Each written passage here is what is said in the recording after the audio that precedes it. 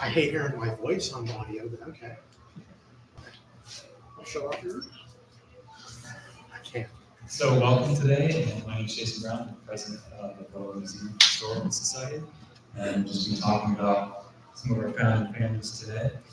And you can see on this map here, we have all the settlements that started in this area. So if you want one by one, stay afterwards. Our vice president's going to be doing a presentation on new research we've discovered about the Taylor Brothers over here. It's the original main grove. And then Mr. King is also a descendant of the Kings of Little Cities. Is this working? Should be. Okay, all right. Doesn't sound like it is because I no, I know what you're saying. Can you hear me okay? A little louder? Okay. Hold on, let me. You talk loud. This is audience for this.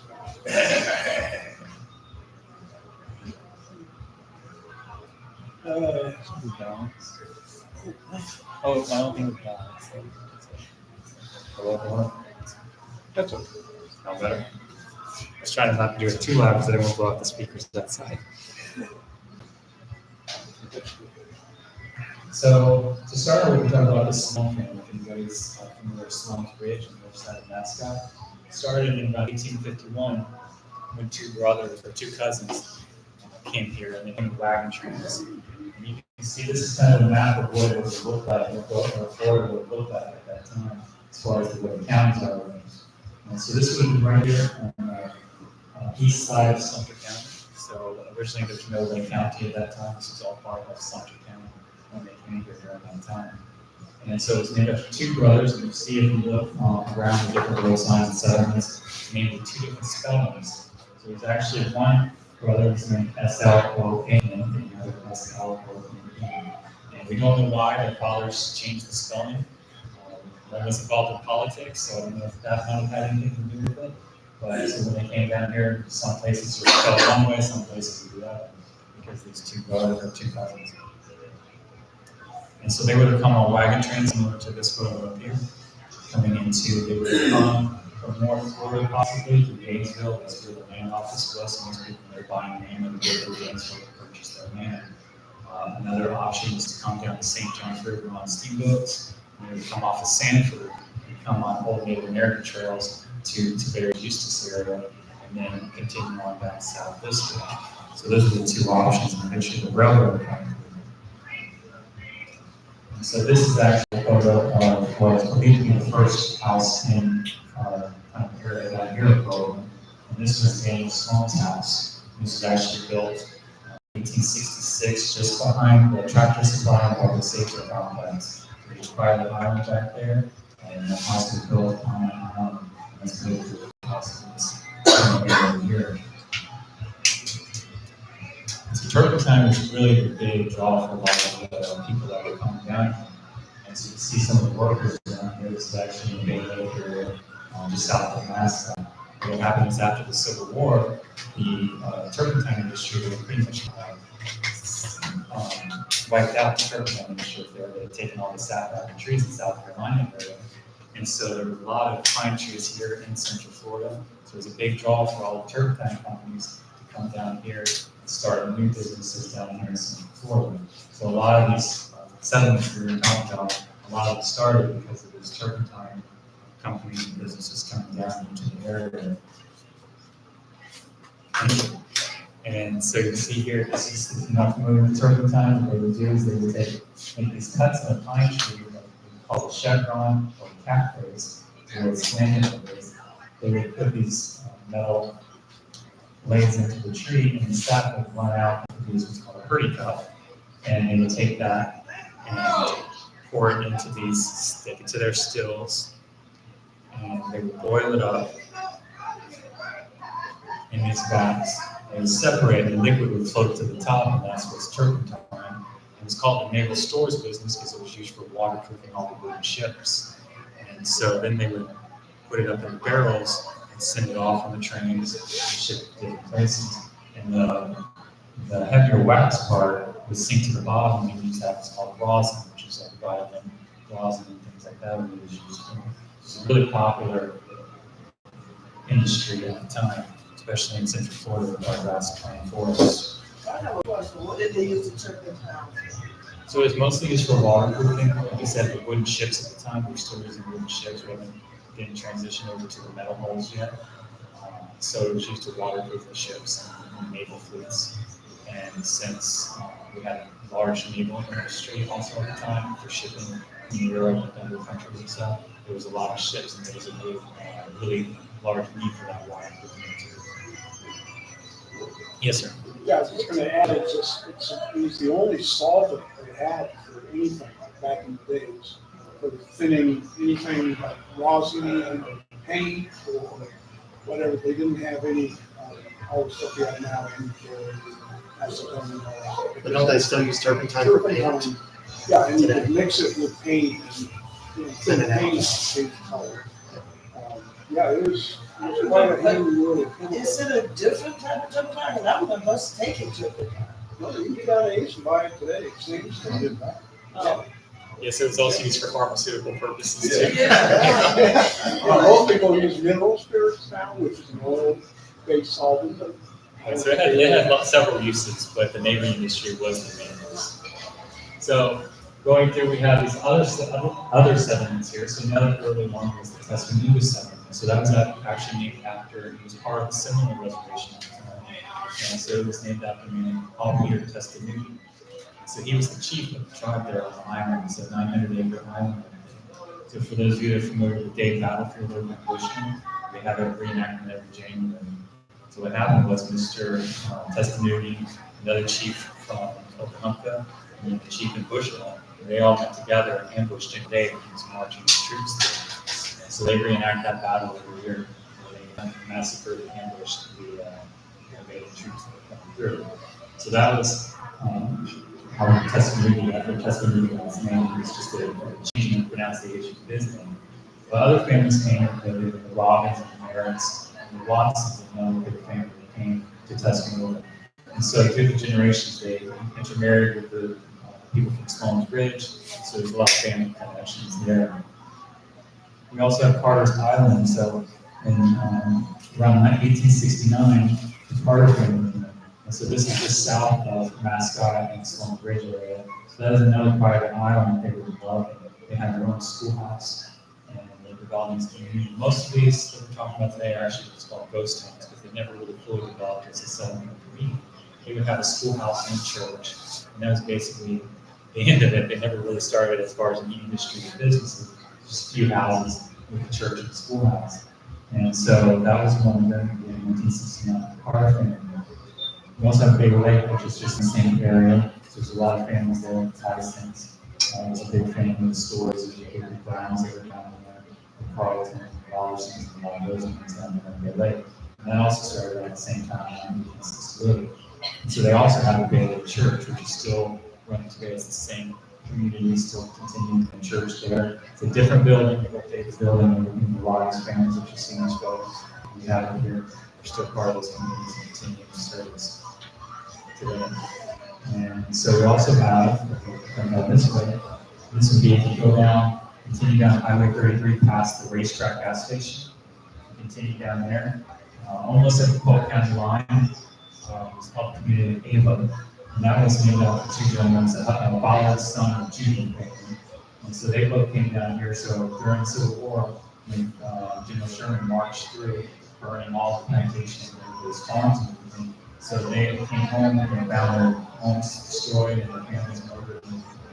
So they came down here to start a new life down here in Florida. So they both married to the senior women and they started a family down there. They said close to the Polk County. And again, that was around 68. Most of these families came around 68 because it was called the Homestead Act. It was actually instituted in 1960. It's actually the second Homestead Act in Florida, the first one in 1930. And so it basically said, you come down here and start a homestead, clear out the land, build your house, and you can have the property. And so that's why most of these people are coming down here for that purpose. A little bit later, we have 1874 as Monte Vista Road. It's from Monte Vista Road by the Pizza Hut, KFC. Now that's the landmark for that. So you go down that road, that's the Lee family. So they started in Monte Vista area. And it continued a little bit as kind of over more towards Claremont, but it's like right in the middle now. It didn't used to be Claremont, but now it is. It's called Log House. And so if you're familiar with Log House Road, so later when Patty Dugan, she started, it's called the Log House, as a kind of summer retreat for the hunting club, things like that, for northerners to come down and they would come for hunting and stuff like that during their vacation.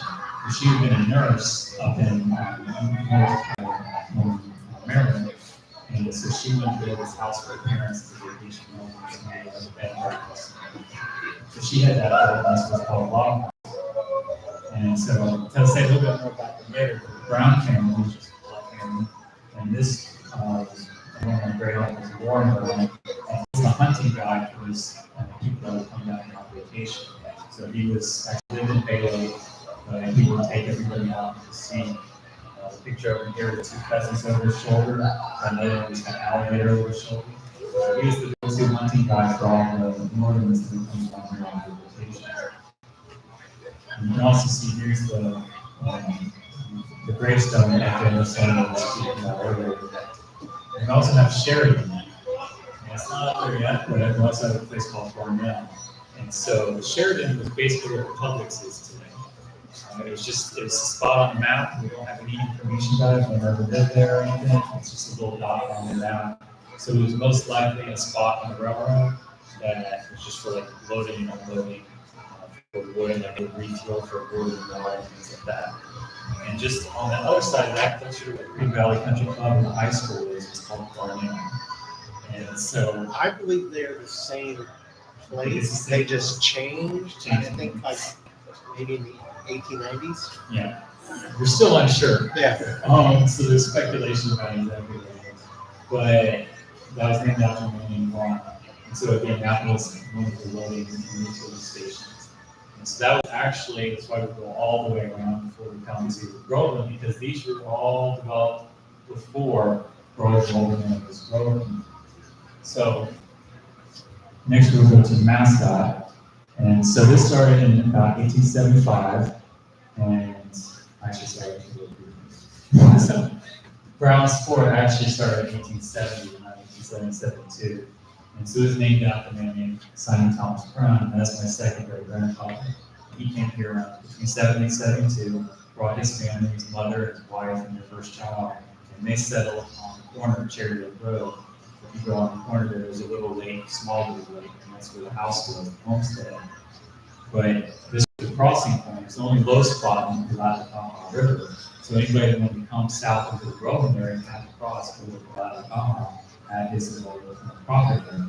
So it was a low spot on the wagon trail. And so it became known as Brown's Ford. And so I can go to that little fishing pier, you can see it says Brown's Ford Park right there. And so that was actually the first name of the Groveland today. And this lady, Cassidy Daniels and her husband, they were just on the south side of the river. And they really wanted an education for their children because it was important. So they were not, neither one of them could read or write, so they would just sign X to their legal documents. So they really wanted their children to have a good education.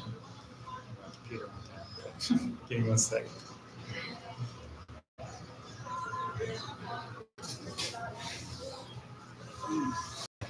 Sorry, I just gotta wait it up.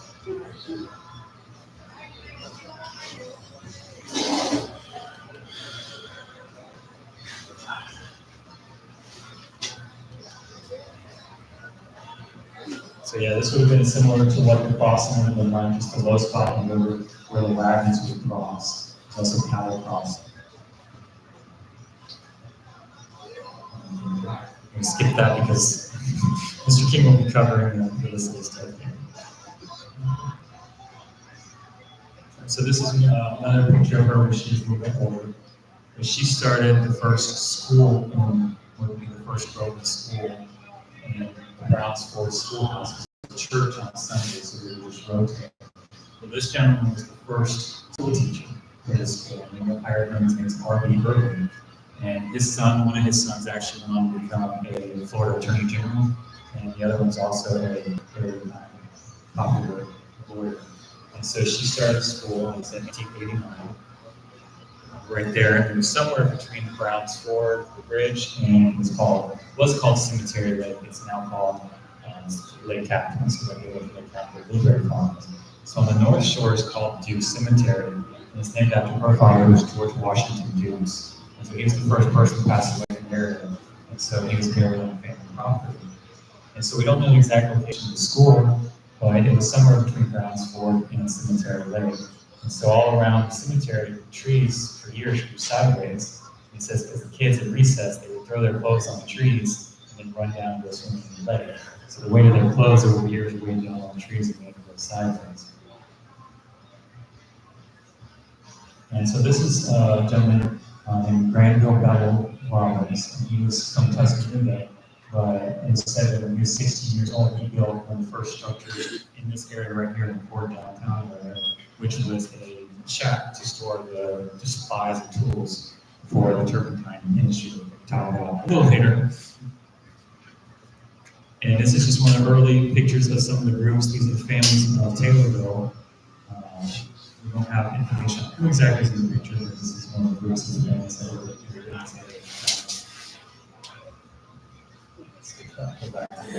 So, back to now, in 1875, the settlement of Mascot started. So there were several families that went there, started in the community.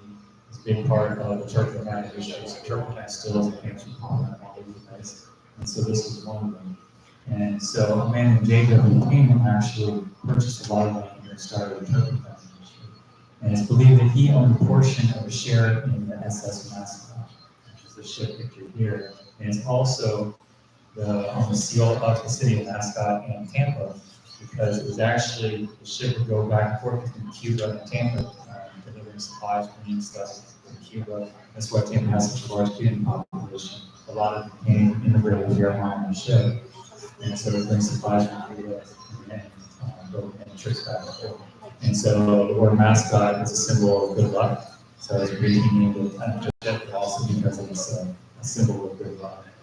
So he was here for a while, and another man, Stuckey, also was purchasing in the area. So if you're familiar with the Stuckey area, called Stuckey Loop, you can come on in. Mount Olive Missionary Baptist Church. So Mr. Stuckey actually donated land for the church and for the first church. And in the area to the workers, because a lot of us work in this church still, so he donated land to start that church. And so that community is still there. Well, eventually Mr. Payne purchased a lot of Mr. Stuckey land, bought land out. And Mr. Stuckey moved on somewhere, so we're going to figure out where they bought Mr. Stuckey, research somewhere else. But he was bought out, and so Mr. Payne took a lot of over. And so there's a lot of families at Mascot, a lot of original families are still there today. And has a very good, long history there at Mascot. But Mascot too, they developed more than the others, because of where they were more centrally located along the railroad track, but never really quite developed the way that we did here in Grove. And then also Empire Church around the same time in the 1870s, a man named James Henry Knight, which is that picture there. He donated the land for the first church in South Lake County, actually. It's called Empire Church. If you go south of Mascot Road, Empire Church area. So that was one of the first churches in South Lake County, and he donated the land to start that. The original church, I found out recently, they took the wood and actually it was turned into a house in Mascot. So the wood from the church is still around, and so it was turned into a house. So we still have that on and it's right next to the Mascot Community Center, actually. And then last but not least, we have Grove City. And so we'll be discussing more about that at 2:30 with the descendant of Mr. King here. That was started in 1885 by George King. And he started as part of Jamaica, the Villas of the Mediterranean, have all these large grand houses and gardens. So you see some of the pictures we have here, you've seen a lot more on there. And so finally we come to the day. Like I said, first it was Browns Ford, and then we had some brothers come here known as the Taylor brothers. For years we've been having this information up here And I could never find, I tried to research the families and could never find any information. I searched the names that we had for our initials, we didn't know where they came from, too much information about them. And so I tried to research and find them. Well, I haven't been talking, this is our vice president, who's speaking to them. And so we were talking one day and he was asking me, where do they come from? And I don't know, I couldn't find anything and any information on it. So, like we generally do when we have these historical conversations, he goes home and researches and he gets back with me. He starts sending me land records and all these different things, and we found out all this new information about him. So I'm going to hand it off and say if there's no questions, if you have any questions. Any questions? So I will be handing off to Mr. Berkeley, and he's going to be discussing how he came about researching the plan, those information and stuff like that. Sure. Do you have a podium?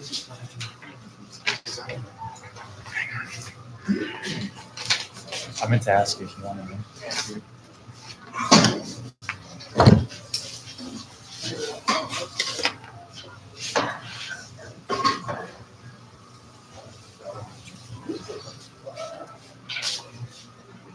Thank you all for coming.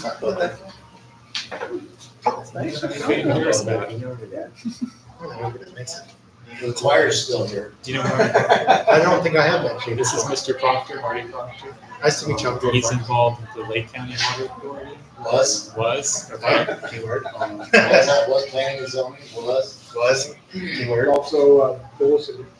He lives in Villa City. All right. Sorry, I'm just gonna pull up his photos. No, sure. Well, let's get a picture. I like to start it off with that. Start it off with a picture. Yeah. So, as Mr. Brown said, I went in and I started doing a little bit of research. And what I came up with was that it wasn't as it originally was. We originally thought it was CC and BM Taylor. Turns out, I don't know where those initials came from. I've still never seen those initials. But it turned out that it was actually more than just two brothers. It was actually three brothers. So there was Lewis Taylor, Lewis Lynch Taylor, Robert Killingsworth Taylor, and Charles Armstrong Taylor. So their story starts off with, starts in Hamilton County in the late 1860s and early 1870s. We'll start off their parents. This is Lewis Lynch Taylor Sr., who was born in South Georgia, I believe, in 1837. And his wife was Joanna McGowan, who was born in South Carolina in 1845. And they had a total of 8 kids, 6 boys and 2 girls. And so of the, go to the next one. Of the boys that they had, Lewis and Charles and Robert would be the ones who would be the founding members of the firm known as the Taylor Brothers, Turpentine firm. So first, actually, Charles Armstrong Taylor is actually the oldest of the Taylor brothers. He was born in 1866. The next came Lewis in 1868, and then Robert in 1871. Now, they were born in Jasper, Florida, so that's in North Florida, Hamilton County. The family lived there, as I can tell, up until the late 1880s. We don't have the 1890 census record to verify if they were still in Hamilton County, or as later on we'd figure out that they would move to Marion County. So I don't have a specific date in which they moved there. But by the early 1890s, I have found info that they were living in the northwestern portion of Marion County in a place called Fellowship, which is still around today. There's an area of Fellowship, Bellichton, Amathla, and Martell, and those areas. So they ended up moving there, and their father was still a farmer at the time. And how they got into the turpentine business, I don't specifically have that idea of how they did, but actually the main brother who did get into the turpentine business, Lewis Taylor, would be that gentleman who would. First off, I guess he was in a partnership with a man named Daniel A. Clark. I believe that's what he said, Daniel A. Clark. And they forested or what can we call it? Tapped into the pine of the northwestern portion of Marion County, which had a lot of longleaf pine. They still do. Some of that's being taken down now with housing developments and such, but that area was known for being a large pine region, so there was a lot to tap into.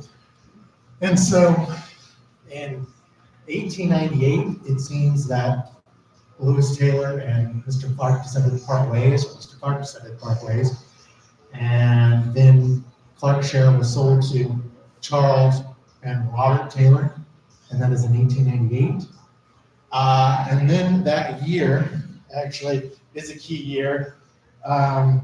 This is when they first started to buy land in Lake County. Here there's a reference to Mr. Taylor in Mascot in the Ocala evening paper about him from Mascot coming to the city to visit on business, I presume with other turpentine leaders in the Marion County, Sumter County, and Lake County region. Yes. Yeah, the date was 1898. Yes. Okay, so everybody realized that Cypress was out as of 1895, and they must have known that turpentine was going to be it. That was going to be the business to be in. It seems to be that way. Like I said, when they moved down here, they must have also still kept land in Marion County, bought land in probably Sumter County and Lake County. So they have, I believe if you go to the next slide, which slide do I have? So this is technically, this is from the Postmaster list, the United States Postmaster list, has Taylorville established June 3rd, 1899 in Lake County, with the first postmaster being Lewis L. Taylor. So technically that's whenever they're formally created, Taylorville is formally created. And What's the last column? I have no idea what that last column represented. I tried, I didn't know what that one was. There, of course, is the community, the county, and the name of the postmaster. That's the cheapest one in the list. 96 cents, maybe? Yeah, I know. So the Taylor brothers are here in this area, in Lake County at least, in 1898. So 1899, like I said, the post office founded here, so they've, I guess on this time there's a station or something for the mail to come through. I know the Orange Railroad was here at the time too. So wherever they established their first post office, I don't know where their first post office would have been. No, first picture we have is the Edge Mercantile. The older Edge Mercantile That was building. next road, so it's already marked. We saw it. Yeah. And I think that was built in the mid 1900s, 1905. And so, They did have a post office. yeah, That means there's mail out there. there must have been. That's why I was trying to figure out where specifically they would have had their post office, if it was in the train station, or because we've never seen in any of the photos another building that would have represented a post office, because we have a picture of the home that the Taylor brothers lived in, and then we have a picture of the still off of 50, which would be on Lake David off of near there. So wherever they had a post office, maybe in their mercantile building, was it their mercantile building? If you can see, Oh, you mean the commissary? the commissary, they did have a commissary right here. So maybe that would have been where the post office was located? Possibly. So this is a picture of their still. So the machinery at the time, I guess, nowadays we have an engine that's, cooled by oil and other lubricants and such. So the machinery in here was probably cooled by water. So that was the whole reason they built their still next to a lake, which makes perfect sense. A lot of other turpentine stills are built next to a body of water of some sort to keep, they're mechanically steam power and stuff cool too, you know, and all of that. And then we reached 1900. So it was originally thought that Elliot Erastus Edge, the founder of Groveland, who is the main founder of Groveland, was here in Lake County at sometime in the, I've seen 1880s or 1890s, at least by 1898, I think I've seen in some accounts that he was here. That is not the case. Looking at the 1900 U.S. Census record, it shows him still living in Georgia, Liberty County, presumably. He was originally from North Carolina in White Oak, which is in the middle part of the state. This is where Mr. Edge is born in 1870. And with his family, he moves to the eastern portion of Georgia, Liberty County, which is on the coast. And there is a large turpentine businesses there as well. And so for whatever reason, I don't think he came to Lake County until August of 1900, because that is the first land record with his name on it. And it's in conjunction with a company called Peacock Hunt and West, which is a Georgia-based turpentine company from Savannah. And Savannah is a county up from Liberty County, so that may have been the firm that he worked for. So he may have come to Lake County doing business, and from there he may have met the Taylor brothers and may have gone into business with them, because in 1901, oh, and by the way, this is the Taylor brothers' house. That is a picture. We'll go back to that. Go to 2 slides. No. Where's the other slide? Not that one. No, right, another slide.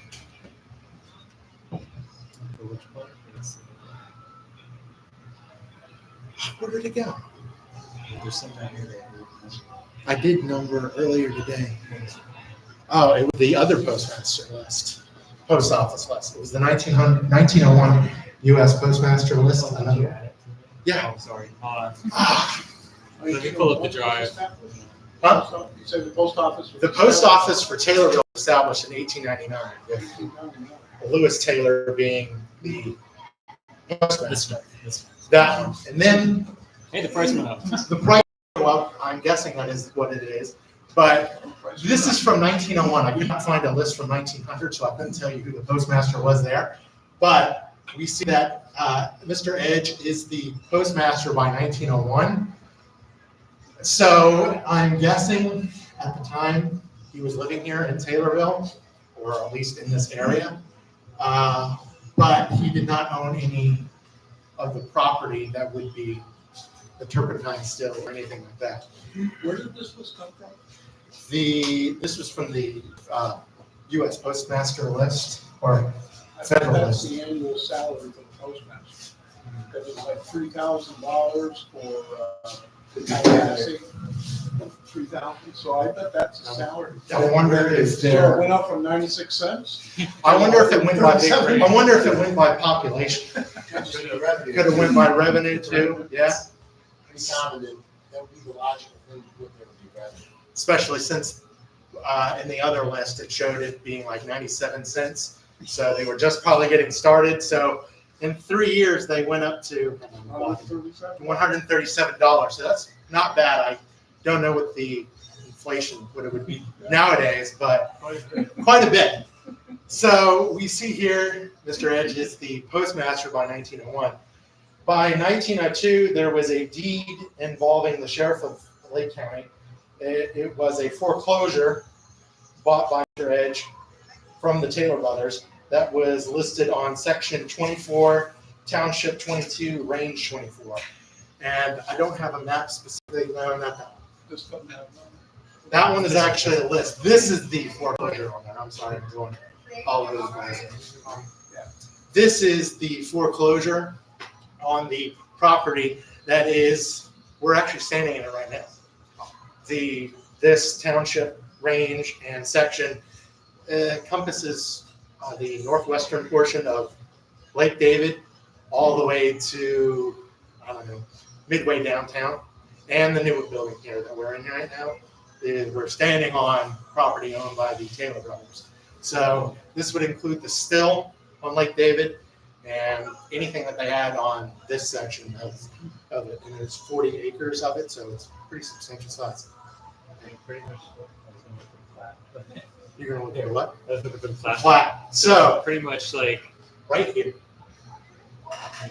so it would be almost all the south side of downtown. Yeah. So right here. Railroad track.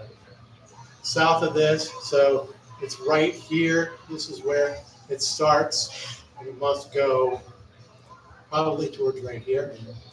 You have to get a better map to do that. The way it's platted like that, I'm just like, you see the change over 9-1 Street? Mhm. So probably everything north of 9-1. Yeah. And this is a later plat too. So the So still was on the east shore of Lake David, No, right here, up on the north shore. north. Well, Northwest. right about this area. So what? Really on? I don't believe so. Okay. That's the best description we get is actually on the north side of parties, if we put it right up here. Okay. So that does incorporate the Because it would be closer to the railroad. closer to the railroad tracks. Okay. That's what we're thinking. I thought it was directly right on 50. Well, that side of it. That's how the 50. So 50 on the side. Okay. So this foreclosure, along with several other foreclosures by the Taylor brothers with different other turpentine businesses, the Gulf Naval Storage Corporation was another, had bought up some Taylor property here in Lake County. Yes. That steel you keep referring to, is that the steel that was doing the processing of all of the turkey? Mhm. So whenever they would get it from the field, they bring it over in barrels, and then this is where they would process it and separate the rosin, the separation process from the turpentine. So, Can you make out Lake David in that picture? Yeah, I'll try. Yeah. I thought it was like, oh, it's got to be off. We were talking, I Yeah. don't mean to interrupt. No. But we were trying to talk to figure this out. So if the railroad tracks was on the backside, Lake David would be too far away. If they were close enough to the railroad to load and unload, they wouldn't be in the picture. If it's reversed and the railroad was over here, then it would still be off on that side. So either way, that would be like the landmark, right, to let us know exactly where it was. But I will now think if we could, with their house. Right. Oh, would like to go? You have to put that Yeah, sorry, it's on the other side. in. No, you're good. So the house is better because we have aerial views over to the 60s. It was still there in the 60s and 70s before it got torn down. So we can actually, we know exactly where that was. And that would be the Hardee's drive-through lane, basically. Because the way we can see the way the house was, Lake David would actually be over here. Should have been over right off this way. So you'd have the, what is it? Eastbound Highway 50 is right here, and then Lake David would be. But I thought this still was over. Well, that's the thing, we don't know where the still was in relation to the house. I believe it was on that side, so like on the back end, just closer to the westbound. Okay, so it's not eastbound 50? No, it'd be westbound. Okay, It's always what I've been told. So that's the best description. so over near the BMW Canning Company? Closer to there, yeah. Closer Where to the that. office building is, if you know where the office building used to be. Mahan's Barbecue, basically, the Mahan's Barbecue area Right. was closer to where the still was, so they would be closer to the railroad. Back to the still.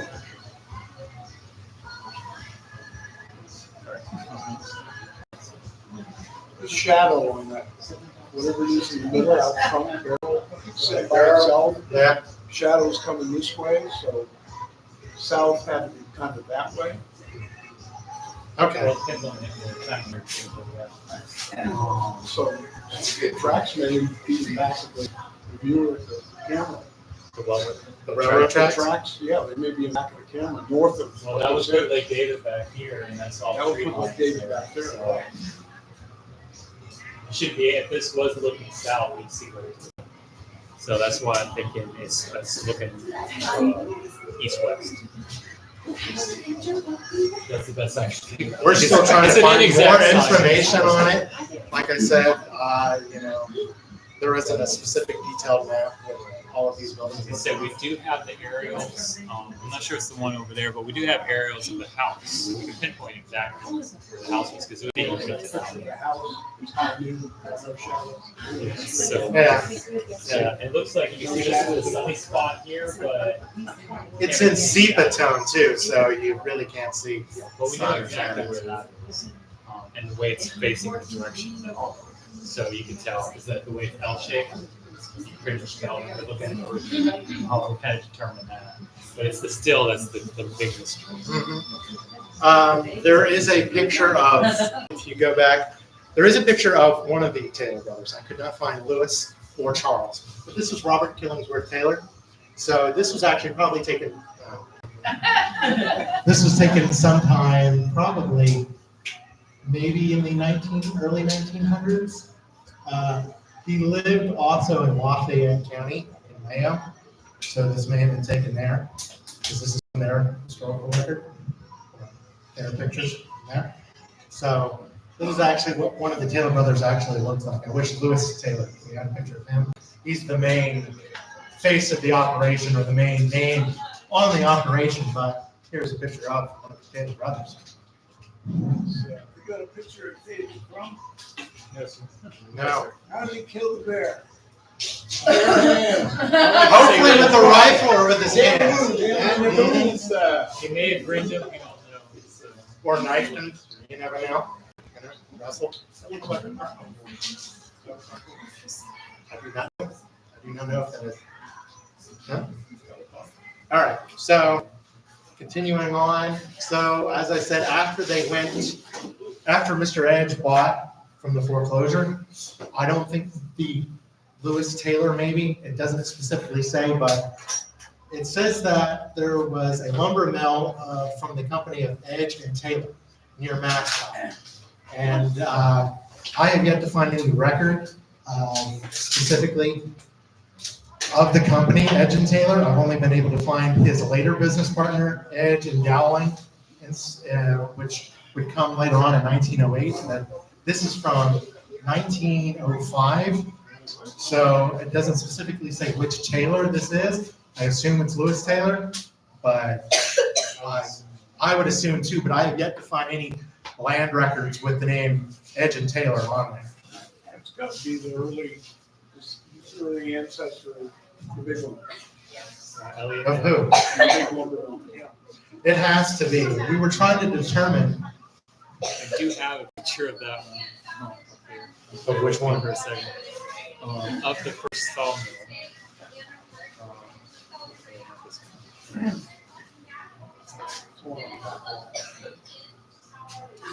Isn't that the second one? I believe this was the first one that I have here. This would have been the first one. It says the Taylor, so this would have been before the Arnold. Pretty much. And this one burned in a fire sometime in 1910, maybe? Well, What? we're not sure. There might have been, we think there may have been two fires. So this may have been the first one that was burned, or it could have been the second one that was burned. Okay. We're not sure. So whenever the second one One was of them, burned, yeah. was that under Mr. Arnold's? The second one. That's the second one, Mr. The Arnold? second. So this one would be under This would have been. Edge and Dowling, not Edge and Taylor, because it's not by 1910. 1908, I think, is whenever Mr. Dowling would become Mr. Edge's business partner in the lumber industry. So this would be later on. So Is that if this was the first one? It could have been engineered or- I think this one started off as Edge and Taylor as well, and then became Edge and Dowling, and then burned in a fire, and then rebuilt. And then afterwards, Mr. Edge and Mr. Dowling would then take on another partner, J. Ray Arnold over there, who would then in turn buy it from Mr. Edge and Mr. Dowling, and Mr. Arnold married Mr. Dowling's daughter. So, yes. You get the perks, right, if you marry into that, yes. When you marry into a family that owns a business, I think you get to, join. So, hang on, no, not that one. That's 96 something. That one is that one. Keep going. So this is from 1905, then this is 1907, I believe? No, That's 1905. Sorry, guys. There. This is 1907, so it says Taylorville, Edge and Taylor Lumber Company changes hands, Taylor selling his entire interest to Mr. Edge. So it still does not state who this Mr. Taylor is, if it's Lewis, Charles, Robert, I don't know specifically, but it ends up changing hands in 1907 to Mr. Edge, who would then end up taking Mr. Dowling as his business partner later on. So from there, I do know in the 1910 census, following Lewis Taylor, that he would move to Lafayette County and was still in the turpentine business, because he's running a turpentine camp there along with his brother Robert Taylor. Yeah, hang on, I'm going to get to that soon. This is from 1928. No, keep that one on there. That one's from 1928. Like I said, he would be living in Lafayette County in 1910 along with his brother Robert Taylor, and they were still in the turpentine business. Sometime from there, I know of Mr. Lewis Taylor moving to Orange County, and he would still own turpentine industry there. Why do you have that? That is 5 brothers. So it lists 5 brothers on here, specifically 2 other ones that we have not mentioned, Tom Bell and Lorenzo. The Kill in this is Robert Killingsworth Taylor. He just went by the name Kill. And then brother Charlie and Lewis. But Lorenzo and Tom Bell are 2 of the other brothers. I don't know if they were involved in the turpentine industry, because every land record and every company record of the company of L.L. Taylor did not mention Lorenzo or Tom or their wives, because in some of the records it would mention both Charles, Robert, and Lewis's wives as being part owners of the land as well. So Tom Bell was actually a traveling salesman, not in the turpentine business. I just know of him being in the traveling salesman business. He'd end up passing away in 1918 of influenza, actually. So he was an influenza victim. And then Lorenzo, I do not have any information on him. I could not find specifically. I think Lorenzo is his middle name. I think his name may be John Lorenzo, but don't quote me on that. But he went by his middle name, I guess. And I don't know whenever he passed away. But this is from the Orlando Sentinel in 1928. So this is the only time that I could find, specifically in newspaper print, that it actually lists the Taylor brothers. It actually lists Lewis Taylor, Charles Taylor, Robert Taylor, who we would know of as, looking at other records, as being the Taylor brothers who founded Taylorville. Going forward in research, looking at newer newspapers, from the 70s on till now, it lists C.C. Taylor and B.M. Taylor. So sometime between 1928 and now, those names seem to have gotten lost through time. For what reason, I do not know. Yes, they did have children. But Lewis's children, I believe, were born here in Florida, but some moved away. There was one, I think, son who did stay in Orlando area, but I don't know if they had any interest in their family history or whatnot, but I don't know how from here to the present time we seem to have lost their names through history. So this was the last time that they were actually mentioned in the history of Taylorville. So this is getting towards the end of their life. Robert Taylor would end up passing away in 1925 in Lafayette County. Then if you move to the next slide, we'll go to the tragic end of Lewis Taylor. So he had a turpentine operation in Orange County off of Lake Mary. And one day in 1930, he was going to cross the river along with another young gentleman by the name of Brantley Tyndall. They were crossing in a barge-like raft, I would assume, with barrels of turpentine on there. And so they must have overpacked, because as they were crossing, there seemed to be an accident of too much weight, tipping it over and sinking the craft. and drowning Mr. Taylor and Mr. Tyndall along with it. Their bodies were fished out of Lake Mary a couple of days later. No foul play was suspected, but I don't know why they decided to cross with that much turpentine, not knowing the weight distribution.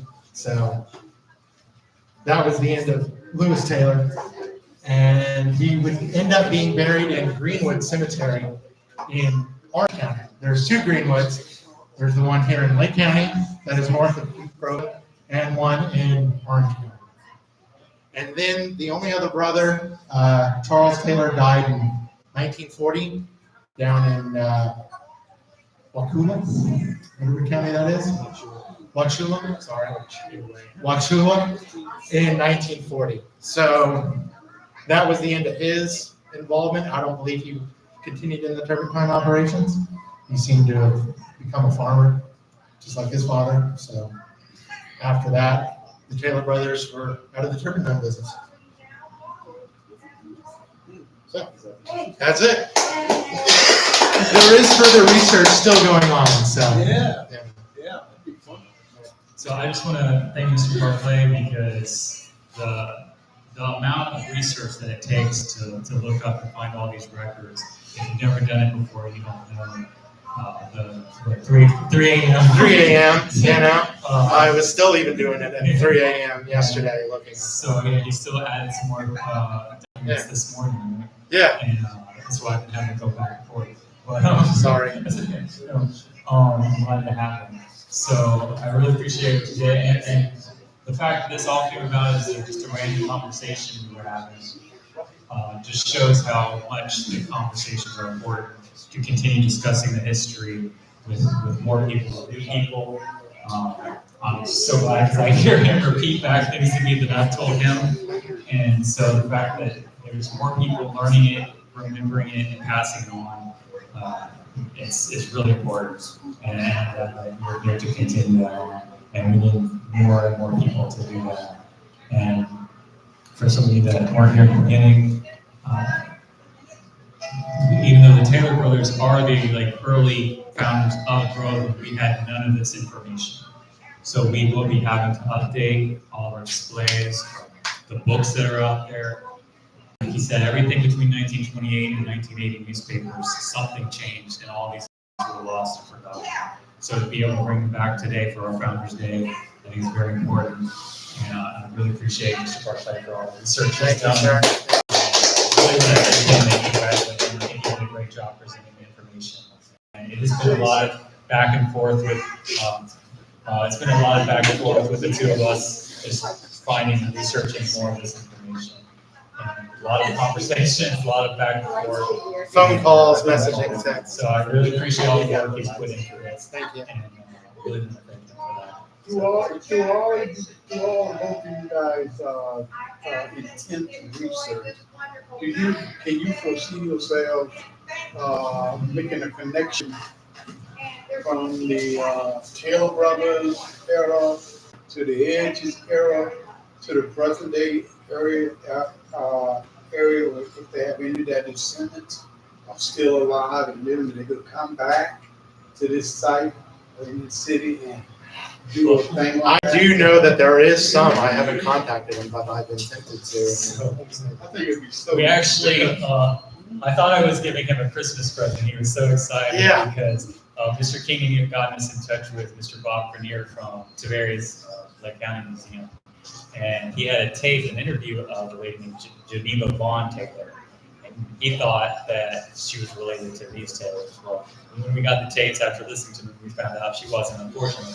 But he was very excited. I was excited thinking we would get, a little bit of backstory. So we were hoping to get some of the descendants to come and participate. But we have invited some of the Edge descendants, and they're not really interested in doing any kind of presentations or anything like that. But the Edges is what, up north or? Yeah, well, they're a little spread out now, but there's some here locally. So we're hoping maybe one day I'll be able to talk to them into that. They don't want to be maybe in front of people in a group in a crowd, but hopefully more one-on-one because we'll have something. Happening with now is everything with these technologies, they can do something right at their own residence and just kind of like, share their upbringings in his community. That's what we're trying to do something. I think that would be so neat. So we do have. They're onto something. And, I That's just, all you hear in this area, the edge of the Arnold, the Taylor. I do have some Arnolds that possibly might be coming there. Okay, cool. We are working on that, and some of the blue paint, Mr. Blue as well, some of Mr. Blue's decisions I spoke to today. I know this is Trying to get them to come. And so actually, next year, I'm hoping for Founder's Day, we will have the Arnold family doing a presentation, and also the Stuckey community doing some presentations with Mr. Blue's family for next year. We will have some more presentations for next year. That's my hope and my goal, if I can talk them into doing it. But talk about the connections to between the Taylors and the Edges. So that's kind of our goal too, that Mr. Barclay has been working on, is actually, and you saw some of the documents today showing the deeds and the land transitions, showing how the Taylor brothers passed on their lands over to Mr. Edge, and showing that, again, just the information he's found in Mr. Edge by researching the Taylors have changed the dates and everything for the Edge family as well. So we're constantly finding new information about all the things. Once you start searching one, it's like a web, and it always leads you to somebody else. So we're constantly, hoping to update and have more accurate dates and information as we continue to research. So don't know where we're going to go with all of this, but it's definitely going to change the displays here on the walls. And like I said, there's books out there and newspaper reports that are going to be revised as much as we can, and the websites and everything will have the revisions with the documents included, so that people can see all the documents and dates, so they can see the transition. So, anything else you want to say? No? I think we're a little bit ahead of schedule. So, any more questions? Or I did find a funny anecdote about, I guess, this was another Edge that Mr. Edge was related to. His name was Chapman Edge. I think somewhere in his family tree, how they're connected. I do know of his sister marrying another Edge. That may possibly be where that connection came in, but Chapman Edge was a young man who came to Taylorville during the mid-1900s, and I found a news article stating that he was with a hunting rifle, going to go hunting, and accidentally shot one of Mr. Edge's daughters by accident. She only, small wound, not a big one, to the hip, but in and out, but had to go to the hospital. So that was another interesting story that no one had ever heard of before, or heard the name of Chapman Edge, but his name is also on some stuff. So there's more info coming out on the Edges. I do work with Mr. Edge and all of that in the early days. So hopefully more stuff. so, just kind of answering your question too, Mr. Avery, Kenny Avery, who's on the board. He's actually the nephew of Mr. Edge. Nephew or grandnephew. Yes, sir. So one of Mr. Edge's sisters married Avery. So if you see the picture of the Edge sisters over there, one of them married Avery and one of them married Rice. It's, Thank you.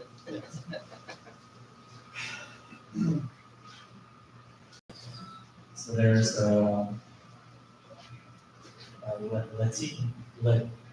Alicia, Avery.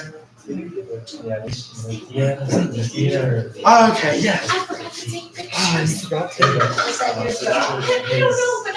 to. Did you take that? Well, I was gonna ask Actually, you, I didn't know you were gonna do I that. never. Hang on, she's gonna take a picture. You're Let's see. like, yeah, there you go. I'm like, yeah, you're so sad. Where did I picture that? I was about to say, yeah, get a picture now. She actually lived at the post office, where the post office is. Get one of the, Robert Taylor, not the actor. Yeah. Robert Taylor. No relation. No relation now. Robert, that one's Robert Taylor's work. Yeah. There you There we go. All right. 2, 1. Awesome. Cool. Got one. There. Any other questions or? All right, we're going to be taking a short break for Mr. King to get his presentation set up, and then if you want to stick around and learn more about the King family of Villa City. I can't wait to hear this audio that he has. It's a surprise audio. It's not a surprise to you, but okay. want to know something. Yes.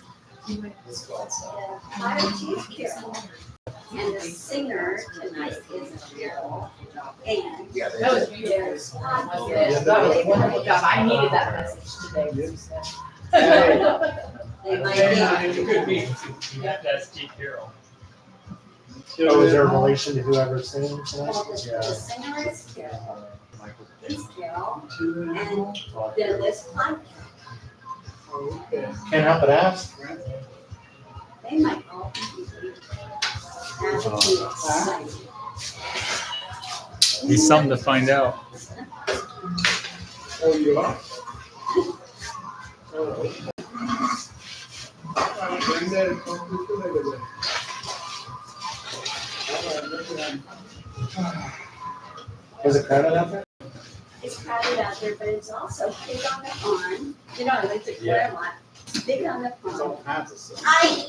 I was about to say, when I got towards like Douglas Corners, I see all this traffic. There's 50 and everything. there's so much That's going all on. we have today.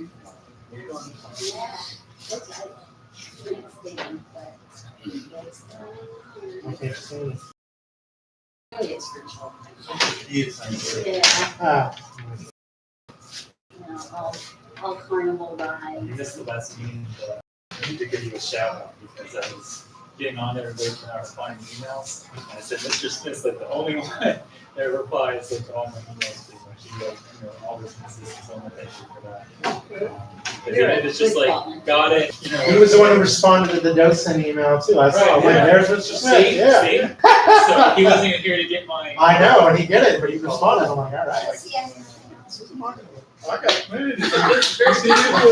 This is a 3-year-old calling me. 3-year-old. Yeah, I got one, you got my phone. Oh, So boy, I got on my page. he wants her. Well, you go get the phone, my damn phone. Yeah, see, this is up here. Our grandchildren beat us up. They're not right. I know. But we also showed student games gotten some of the same staff in newspaper clippings and some from our own house. So I was when we first opened it up, opened the package, and looked at it to see what it was. First thing was Mr. Smith and the mayor. On here, I forget exactly what article it said. It's like your picture of like an article. So I brought it out to get a meeting and I couldn't find it because it had gotten shuffled around. But I'm gonna show it to everybody. So I'll try to have it. Okay. When were you married? I knew you were married. It was like 2006. For how long? How long did you serve that? Took one time. Connie was the first female. No, she was the second. Doris Thompson. Doris Thompson. Back in like, she was my cousin. Doris? So I did a heart mix a switch. Yeah, because everybody. You can go for it. My wife told me that. She said, when y'all talk, don't say nothing for everybody around. That's why you see me saying nothing for this. Yeah, that's what I'm saying. That's why we all look Hey. like that. I wasn't. But where I was from, oh yeah, they do the Got any same thing. questions? or- No, Oh, no, thank you. We're actually gonna do another presentation in a few minutes. Mr. King is sitting in the Kings of Villa City. Oh, the what's it? The Villa City was, community up on, Villa City, Villa City Road, by the Ace Hardware. Small community there. We're fairly new, this area, Yeah. so that's why we're not really familiar with what we're talking about. Ready off the. We live in Holly Hills, but we come from Chicago. They live in a sleepy. How are you? Howie. Right. And that's Howie, wherever he is, not This is Howie. another. But we did How know, are we you? did. Really laid back. Yeah. Yeah. It's really. Yeah. And what is, We're gonna be doing Founders Day, actually, I think it's in May. and what is interesting to me that it was founded by somebody who came from Illinois, so they didn't know that, Yeah. just like us. We came. Yeah, We went to the mansion that he built, and they told a story about it. I'm like, well, look at that. So it's not so This town is not strange to us. It is No, we beautiful, also from yeah. Illinois, so. I'm so glad. Groveland actually to Indiana and Illinois. Really? The Mr. Beach that's up there. Mm. He brought, it's a large Swedish population up there. So he got a bunch of investors, Swedish investors, and that's where Groveland got its name. Oh, Because really? he was marketing it to people as Groveland Farms. Oh, Right, So you come here, okay. you get your house in the Grove Land Farm. And so he would bring people from Illinois and Indiana, and they were coming on the train. He had train cars set up, and they'd spend the night, and then he'd take them on tours. And eventually you go to Groveland Hotel, which is that's his house underneath him, and then the one below that's the Groveland Hotel, which was right in the parking lot. It was 29 But he built that just so all the people switched to Indiana. Had a That's place to kinda cool. stay. Yeah, and give interesting. them tours. Yeah. What's the house that's over here by the water? There's a house there. It looks like it's empty. On the other side, or across Yeah, the across the What street. they're doing, Where they're the doing the skiing show. event? Right, Yeah, so like across the lake, there's a house, that's just a private house. someone's red house. It's Not across abandoned. the water, it's right. on the They- house. Oh, I know what you're talking about. Yeah, so, It's like, it's a wood. Yeah, it looks abandoned. Yeah. right. Oh, That was built in 1837. Uh-huh. It was part of, it was after during the Depression and everything, so it's called the WPA. It's a government program that paid construction workers at the same time. So it was like a community center, what everybody called the women's club. It's the Groveland Women's Club, we were in there forever. Okay, And so growing up here. And everyone has- but it's empty. Is it part of It's the, the community it's building. the community building So, now? A lot of family reunions out there. They rent it out to different, they rent it out for events. Family They do reunions. what? They do Zumba there? Okay. They have the nice wooden floors and stuff, so. Yeah. Great Dances, dance. things there. And Yeah. family reunions. Yeah. A lot of family, Oh, my okay, so family. little family. small gatherings Mhm. and they can rent it from the city? And you saw the jukebox over there? Yes. So that was called the Tea Room. And so our library in town is the Marion Day Singer Memorial Library. And so her and her husband started for the teenagers and kids and students, like a dance club. It's called the Teen Wing Dance Club. Yeah. So you see the little Teen Wing bars there. And she would stand at the door punching. And so if you came in, you couldn't leave, get smoke, or get in trouble and come back, you had to stay. And it was free to all the kids, but they had just had a record player. And so the kids like, we want a jukebox. So she started charging them like a nickel for a dance until they were raised up enough money to buy their own jukebox. Oh, nice. So that's actually on loan from the Marion Day Singer. Wow. They give it to us. We did for our centennial, which is in 22, we recreated the South Island. So they let us take it over there. We had a DJ behind it because it doesn't Right. work really right anymore. Now that's evolved to what it is right now, from the plastic vinyl to a digital file. How would have thought of Right, change like that? right. From something physical to something in the cloud now. They do, do It's just so they do weird those hot sometimes. tops yearly? We were, but we weren't getting really big turnouts. Oh, So okay. kind of stopped. We're discussing doing it again. Maybe bringing it back. So if For you're a interested, chance, right? if you're interested, you can always become a member, but if you can send me your email address, and our emails, on the calendar, Yeah. and I'll put you on our newsletter, and we have events. We did a couple barn dances or line dancing, so we did a couple of those, so we might do something. We're Cool. discussing that. All right, thank you. All right. Appreciate Thank it. you all. Yes, have a Thank you, guys. good rest of your day. Thanks for stopping by. Jason, Yes, sir. I got you. Set.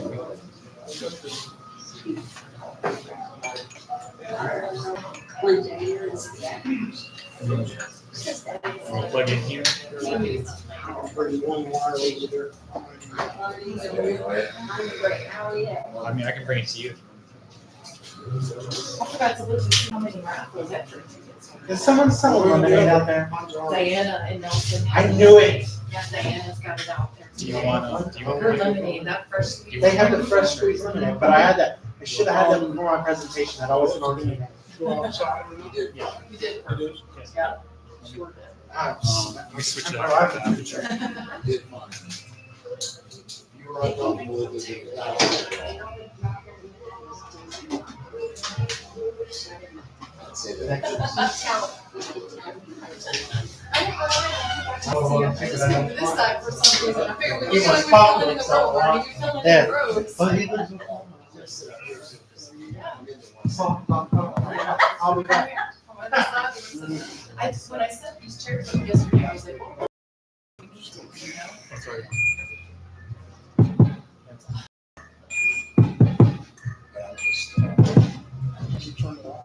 Probably. Have you been here all day? Whenever you're I ready, went you're home good. and went back to sleep. I woke up, I had those in it, you see him, I looked at the water. I had to get out here all that trap. I get here. Yeah. I didn't know, I thought someone was good. Well, we had signed up, and you don't know if you know it or not, but we signed up. Because it's the third Saturday of every month, so I didn't think we had to respond to that. So, that's the way it is. That's of course the way it happens. Anybody in this? That's been our, it's been doing that. I'm gonna walk out to see if I can catch it with the mayor. Go get it. I'll come right back. If you don't, we know you're sleeping. Or getting your granddaughter, whichever. Whichever comes. I don't even know, there's options. It's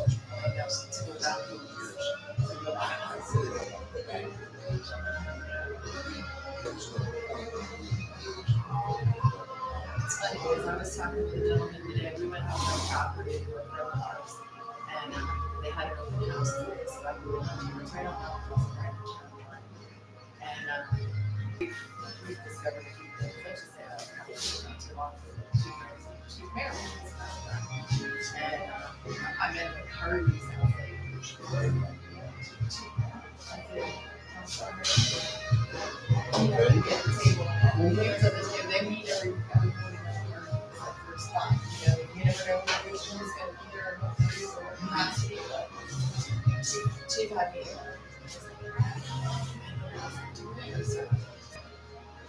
You have the name Meryl, so, you know, kind of thing. Next thing you know, they're like, have a seat, Roman. I was like, sweet. You know, and you don't get invited to that table often like that. So I basically told them, hey, what's going on? This is what I've been noticing. This is what happened last weekend. I'm bringing it to your attention. Well, it's back in the city, so it's going on. Crap, it's coming with it. So I did my Are homework. you supposed to start at So 2:30? just like, by the end of the I'm day. asking you, Chuck. Are And you supposed to start at 2:30? Well, it's 2:30. Good, let's get on. Oh. Attention, the listening presentation is about to start. Get your seats now. So, and you need to know too, Like, we should talk longer, but Mike Liddy is moving away. He is currently the president. And he's also the one that made the big stink about Noah's houses and all that stuff. You know, if somebody wants to be involved and engaged with our board, fine. I don't care if it's in Cleveland. You know, so that's just me. I'm not saying that's. So we need to At some get some point, officers going, we're gonna pay. at some point, we're gonna, I just submitted all of the people. I gotta do it now. Yeah. We've got more. My timeline is such that, you know, I am, but I have to keep this, so everything is the weirdest thing. Literally, you have been, everything that you have done in the last 3 years is on my desk. I had no idea. I got handed a pile of documents from back in my dad's days. And then we could, you know, I started. Well, and again, you do what you want with that. All I'm doing is I'm keeping this current, I'm keeping this live, I'm keeping this, just so you know, And again, I'm off planning and zoning here. I'm off for all the year. So I'll go back You to got whatever. time. I can say whatever. It's not a matter of time. It's a matter of being able to say whatever. Say I what want. you want, So, represent yourself. I don't have to hide behind anything, but I'm just letting you know that those, Not a 501(c)(3), you don't have any income, right, you know, so. it's all zeros on the Just volunteer. 1120. I do the 1120S, I do that before, because it's legal, it's necessary, it's easy, it's just zero, zero, zero, zero, it's no place where it's not zero. 30 minutes here. Go. Oh, yeah. Catch up. We're ready. You want to close, you want us to close the door a little bit? Is the band starting back up? Well, it looks like we got the wrong kind of You can sit right up there. You can sit right here. You can sit. That's actually worse, Howard. Sure. Yeah, that made it worse. Howard, that actually made it It worse. really did. So I can't, yeah. Made it louder. Yeah. I haven't seen you anywhere. Leave it open, or actually open it further, that makes it worse. Yeah, it's like an ankle thing now. Where'd Jordan go? To get a lemonade, I bet you. Because he was talking about taking this That's lemonade. better. Yeah, that's better. Get louder. Yeah, the music was louder out the other way. Absolutely right. This is Howard, my neighbor. Yeah. Oh, yeah. I figured that was it. We haven't had a chance, I've talked to anybody. Yeah, I know. I know. You've been busy. I've been watching all these photos. What a trip. Wow. Like, wow. Yes, Look we at shall. all out there. And if we want to, we can get closer. Hello, can you hear me?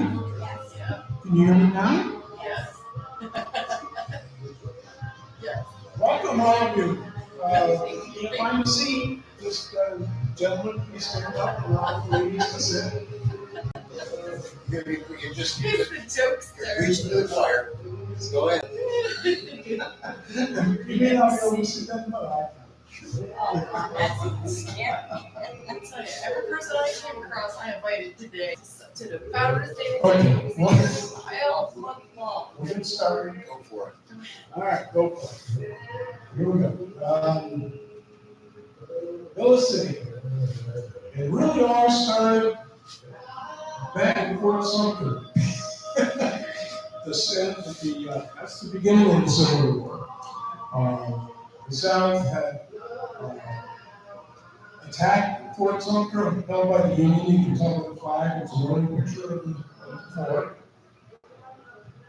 And then we now have a Confederate flag, but it was almost, well, it was totally split. It was a higher level after all the battles back and forth, and finally at the end of the Civil War, it was nothing there. Well, when the Civil War started, the Navy, Abe Lincoln, was looking for volunteers, or not volunteers, to pay them for the Navy to establish a blockade of Charleston Bay and up and down the Atlantic seaboard. Lincoln, this is a picture of one of the enlisted posters, which was trying to attract sailors. A landsman was paid $12 a month. That's what you get, $1.50 extra for grog money. That's grog money. Yeah, and that landsman was, if you never had been to sea, you would come in as a landsman in the Union Navy. This is an enlistment for 1 year. If you had been to sea, you would get an ordinary seaman rating and $14 a month. And then, if you lived on the sea, you come in at $18 a month. But that was enough to attract, hopefully, like he says, he wanted 1,000 men for 12 months to run up and down the Atlantic seaboard and try to blockade supplies coming to the Confederacy. This is one of the Union ships with the sailors on it during the blockade. Most of the ships were old Tall sail ships, they had steam power too. Gone past the side wheeler stage, and these were actually propeller, propulsion. Yeah, propeller propulsion. Okay, and this is a picture of the typical Union crew on board. I thought I had a picture of one out of the banjo. Anyway, here they are.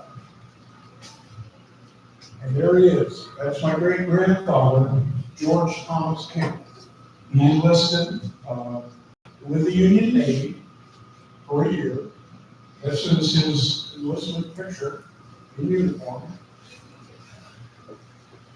And by enlisting in this blockade, he was able to travel from Maine, from Portsmouth, New Hampshire, which is where most of the ships were rigged with men, down to Boston Harbor, where they picked up more and more men, and then all the way down to Florida and down the coast. He was able to see Florida. That was his first vision of Florida, from the ocean, lobbing cannonballs on shore. That was his ship. That was the USS Nipsic, which was a tall ship. This is, I believe, after the Civil War. The picture was taken because the cannons had been removed. While he was in there, he sent about a dozen letters that he sent back to his mother. He was 17 when he enlisted in the Navy. And this is one of his letters, letters up here, George T. King sent to his mother, the plan of the Nipsic. And it shows the 30-pounder, the 15-pounder. This is what they call it, long tom, I think was the name of the type of cannon. 24-pounders, 12-pounders.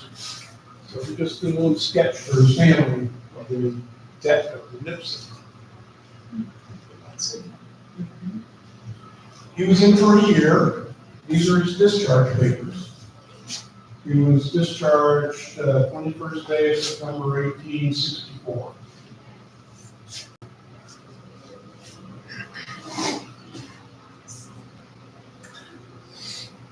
And this Don't mind me, guys.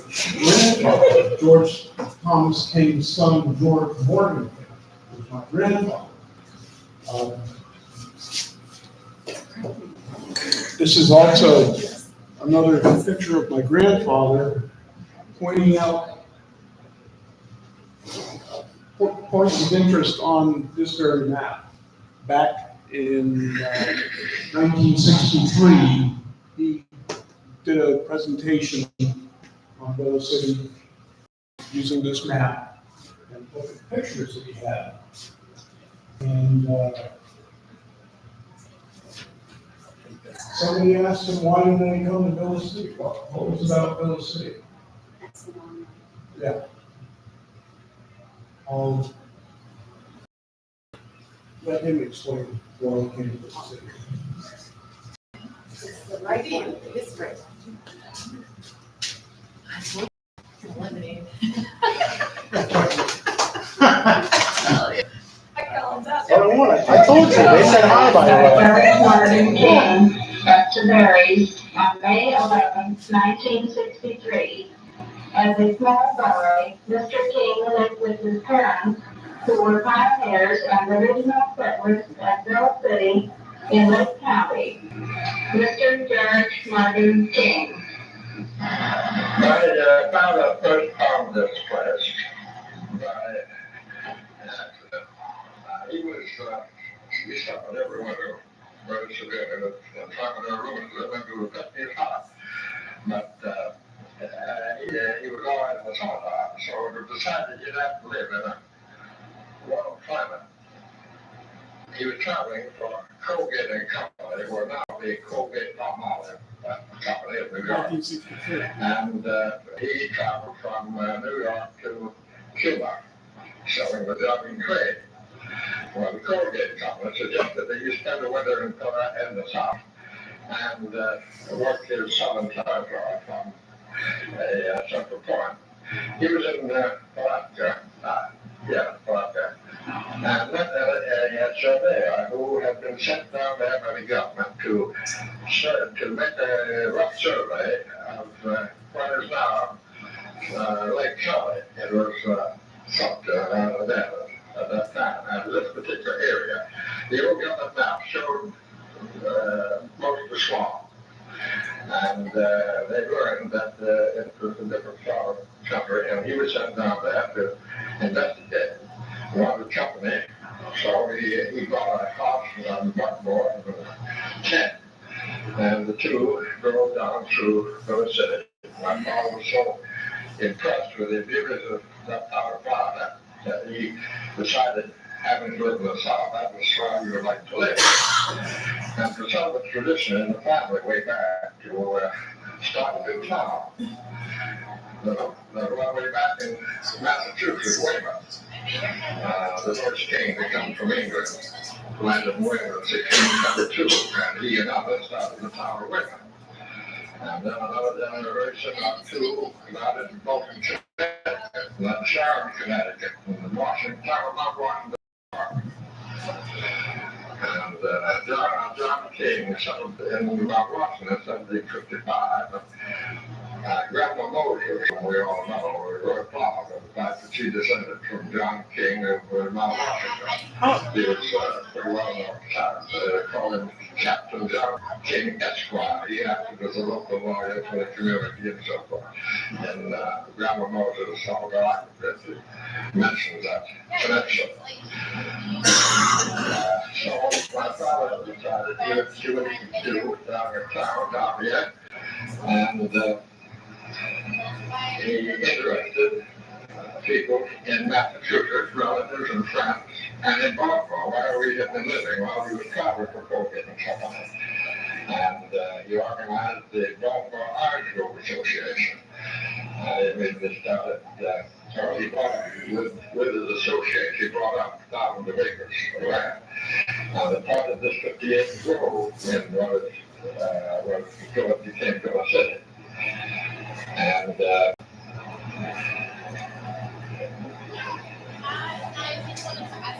he interested different people to come down. They laid the town out in the lots and docks and streets and avenues. That's what it's recorded today on the maps of the county seat. And he found out to sell a residential lot in the city town. And so the same part, Irish Grove outside, a little bit outside, and the idea was to have the business center down toward Groveland and Mascot. But this little city area was to be a residential area.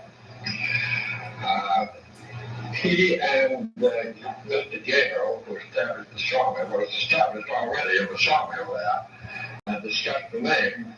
And decided on M-I-double-L, that's the one. There was not a double-L noted in the United States. And his mill was at the former. But in spite of that fact, after we established the post office, our mail went to every state in the Union except Florida, as being a new post office. So it was decided that to change the name, and Mr. Cameron said, you name it this time. Now, his idea was that this should be a city of villas, so we call it Villa City. The name was so changed in the post office department. But the original bridge, when we arrived there was a storm. Okay, I got, this tape is, the original tape is 40-something minutes long. It goes through dozens of pictures that we had. Sorry, I missed it. Was that your father or? That's your grandfather, That's isn't my grandfather, he was 86 when he did that tape. it? Didn't you say he was stone deaf? Pretty much, yeah, he was, You said that. yeah, he was, You said that. he was near the artillery in World War I in France. He was stationed over there. That's what he was. Is that the bridge you're talking about? I'll let him.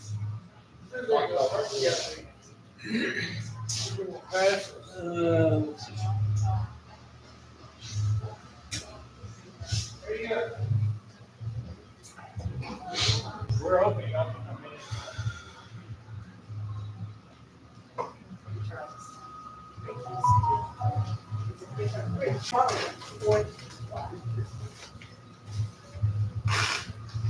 Still have to replace it again, it's widen the road, I've got to widen that road at some point. I love your optimism. Oh, I like the signs. that Is he say- the one who also had the, The original Did bridge. we put on it? When we arrived there was a ford across the creek. And my father decided that trying to build a bridge. He agreed to pay half of it, and Mr. Gaynor had a mill there when my father first arrived. The guy was a lumber. And the two people around there, mostly neighbors, were asked to contribute to complete it. As a matter of fact, asking my father to complete it. And you see by this picture how much higher the water was then than it is now. It's hard to tell. Now the left are the buildings of Mr. Gaynor's mill. It's looking south. It was a water power mill. South. And I understand that it's gone. Is this looking south? Yes. This isn't the same bridge that's there now, is it? No. This is closer to the lake. Or 4 bridges later. Or 3 bridges I was about to say, do you think that bridge would survive? Well, not the same, I meant the same location. Oh, okay. I think it's generally the same location. Oh, I thought it was closer to the lake. It's the same location. Same location. Yeah, on the city road. Actually, I was going south. Oh, come on in, we're just having a No, presentation. it's going south. Is it okay if I I want? guess it's one of the mills off the west side of the road. So Start here. this is the way it's going. But there was a super power to cover all the water that was needed when we first arrived there. I think we've been there about a year when following a very unusually heavy rainy season. The water rose so high as to the pond up the river. This is the, And they just thought that there was due to the dam. So they marched down there in military formation. Johnny Rifles tried to go to step down, and first proceeded with picks and axes to cut away the dam. And, I never did. They still look good when that stuff is Oh, I know. It's okay. Fish coming through the cover. And the water was about a mile long. So I could shoot a down through it and rush out to come up on the top of the bar. Ready to start doing that. yeah, they shot their fish. A lot easier than get a bait and go out. Mary, May 11, 1953. As a small boy, Mr. King lived. So hold on now. You decided that the buildings were on the west side, I believe that's on, yeah, this is where Mike lives over here, right where so the, that's looking north. this is the northwest in that direction. Yeah, Yeah, okay. it's kind of looking This south. is, the road is more south, not exactly. Yeah, but it's looking, Yeah. it's looking north. Yeah, cameras, Groveland behind us. Yeah. right. This is, I believe it's taken from right where Levin's house is. The bridge was much lower than it is now. It's, you know, Looking south. over. No, that's gotta be taken. That's, anyway, I'm out. Yeah, yeah. Okay, this is Archie Gaynor and his wife Minnie, who were here when my great grandfather's family showed up. He's the one that had the song. Is he Archie Renfro Gaynor? Archibald, Renfro? I think that was his middle name. Related. yeah, If it's not related. him, it's like, they're still around, they're still. There are Gaynos all through these class pictures and. Is this Well, I know I'm talking about that, but did he move from Villa City to Mascot area, or did he move from Mascot to? Who, Ganos? Yeah. No, Ganos, they left Villa City, too many people there. They wanted out, so they went to Claremont, which was nothing, you know, at the time, compared to Villa City. Yeah, I was about to say. Yeah, what's the little building right by the historic village up the street there? That was the Gano house, next to where that restaurant was. Yeah. Yeah, anyway, yeah. But And that's still there, that's still there, restored. in Claremont. Really. Yeah, he couldn't stand the northerners. All the people coming down, so he moved. This was his house in Villa City. And some of the Gable family members. Beautiful house for a young sawmill, so no reason why you couldn't have nice lumber yourself. They got out here. Few of the United Gable children playing together.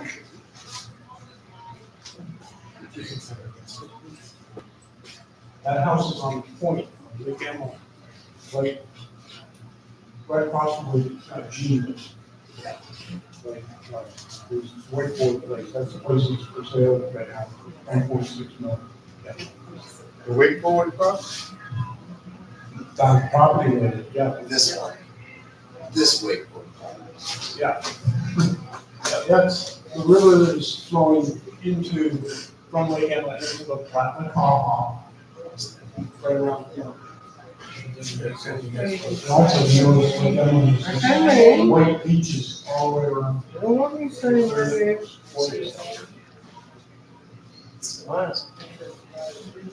And this picture I took in 1961. Wow. One of the trips down here. There was only one house left in New York City, and that was the Gano house right by the bridge. All the rest of those, there's some banana trees over here, but were still there when we moved down, and the people that owned the property were trimming them out. So I saw them do that, so we went over there with a canoe, and took some of the banana trees that they trimmed out, which were actually planted from the King Estate that I'll show you shortly, up on top of the hill. And I replanted them where we live, which is right over here on this side of the river. And now I've got all kinds of, Did they tear the house? Yes. oh, yeah. What year did they tear the house? Most of the houses most of the houses they salvaged them actually. Lumber and windows were so scarce, they actually took them apart and relocated. Yeah, but they didn't throw anything out. They used everything that they took out. The glass, the floorboards, Demolition. everything. Or Yes. construction. There's in the historic village in Claremont, the Townsend House. You walk in there and the floorboards are gorgeous, just hard to pine boards, but some are this wide, some are that wide, so you know they salvaged them from all these old houses after the big trees. But yeah, this is in the paper in 1962, which is when they tore down the Gano house. That was the last house. At that point, it was, I believe, Cortez owned it. It was a restaurant. It was a hotel at one time, and then it was finally a restaurant. Wilson Shepherd remembers it being a restaurant. And then the teenagers took it over. In our generation, and they decided it's time to tear it down.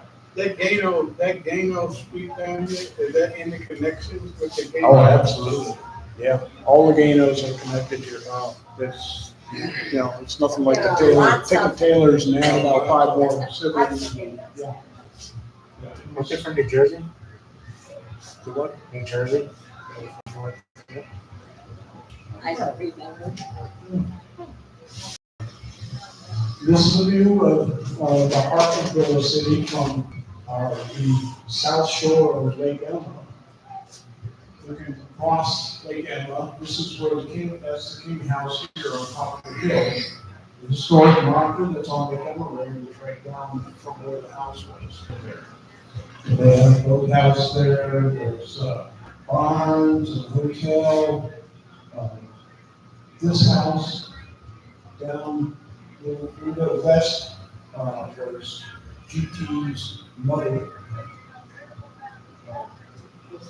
didn't want that close. So it's quite a ways down shore. Enough, but- Yeah, that's where it's money. Right, close enough, but. The early, everything was agriculture, growing gardens, citrus, most of the citrus was planted back to the city. This is, right now you're looking from here to here. And the citrus was in back, and mostly in back of the north of where it was. These are 5 acre lots up here that were tried as residential lots so that people grow citrus there.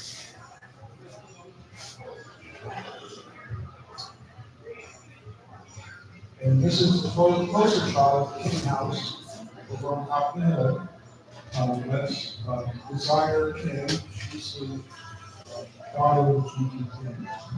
Which is where it lies in front there. Lily and palms, rose blossoms in there, rosettes of doors. This is a view from the house looking back at the Cumberland Lucy over the canal. Canal goes through right here, so on the chain, the Harris Chain Lake, flat the front yard, the estate was landscaped and pineapples. And kind of prickly pear.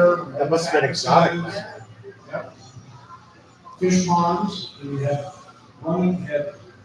fountains in the fish ponds. We had a windmill on Lake Morgan, pump water up to a water tower on top of the hill where the house was.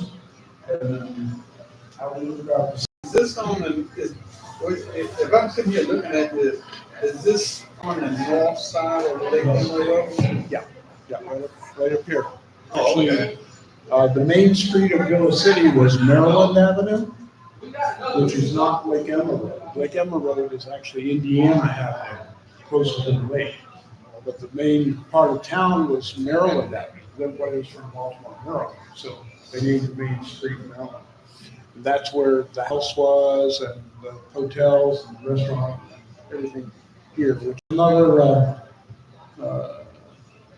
I guess, 200 feet north of Lake Emerald, parallel to it. So is this picture like looking from Lake Emerald Road to the? It's looking from the house, actually from the roof over the porch on the front of the house, looking direct south to where the canal was. So where Lake Emerald? Where Lake Emerald Road? Where is Lake Emerald Road? Lake Emerald Road would be down here. That's a good guess. Yeah, came up to 200 feet in front of. Here, this was Maryland Avenue right in front of us. And then down here, there was really nothing there on it. But later years, they decided that they were advantageous to reconvene in the south.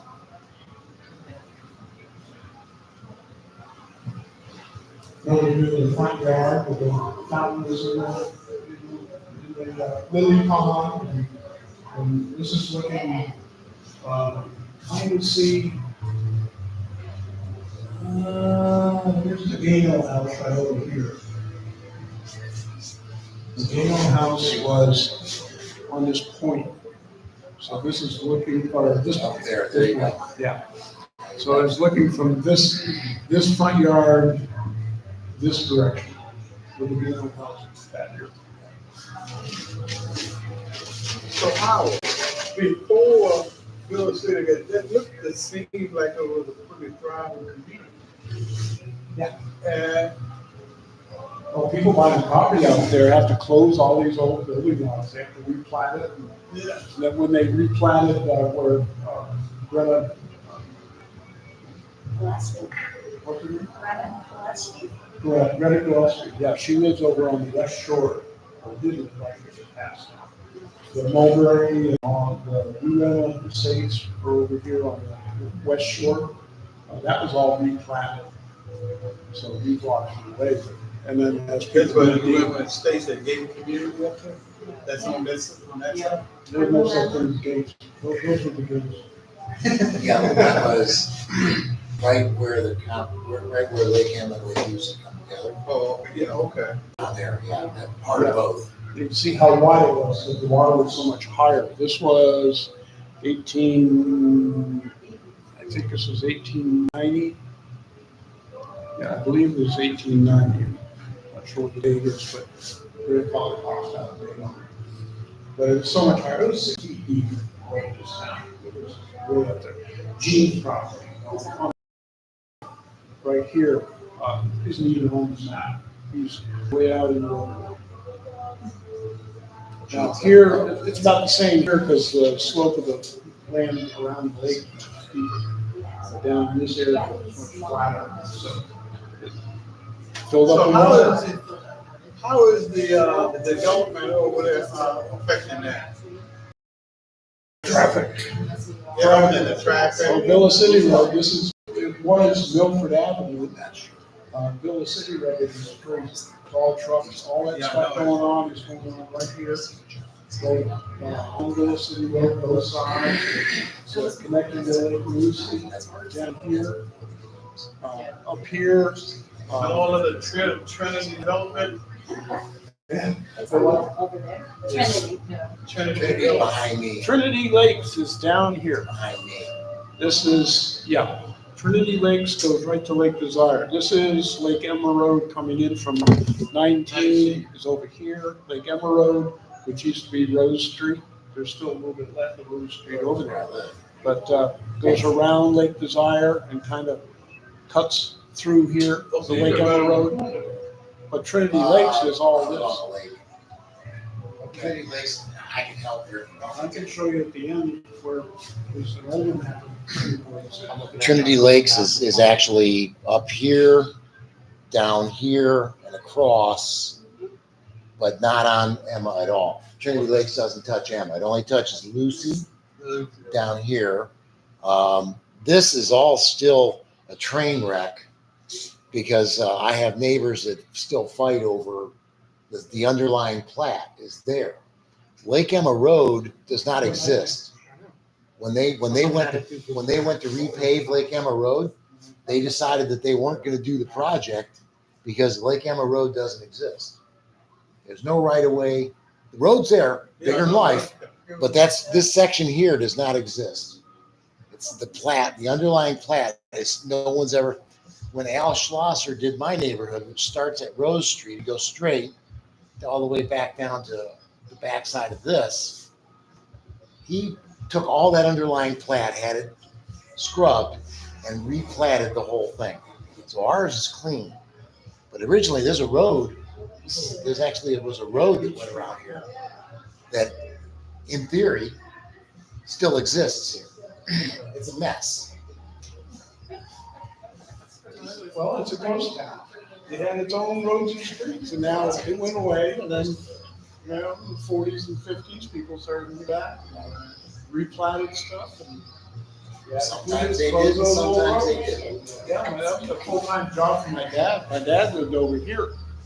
Yes. Actually, when my grandfather died, my dad had one property here and all the way up to all four lakes. Lake Morgan, Lake Arthur is over here, Desire and Emma. And he had like a square piece that touched all four lakes. And he was constantly going to the various road runs and, replat. And sell lots. Nobody would buy a lot that was 50 by 100. We had a bigger lot for one lake. So, Anyway, yeah. I've lived there a long time too. This is the backyard of the King house. Trying to kind of connect the barn to the barn, but that's the same barn. Looking back towards Lake Morgan, back here. Which, as you try to create the Hanson, that was Haynes to that. Moving on. Moving on, the barn was up on the top of the hill. In back of the house, back here, you've gone over the crest of the hill and we're back looking towards Lake Morgan. This picture, banana trees. You don't grow banana trees on top of the hill. But GT did. The way he did that was he came over to this area here, which is an old sinkhole, mud hole, you know, lots of mudfish and stuff laying back in there in the weeds. You can hardly see it anymore, but it's there. And this muck he brought across the lake and put up on top of the hill so he could grow it. And put it, this one doesn't show the window, but it has a vein that pumped up to a water tower and irrigated your families.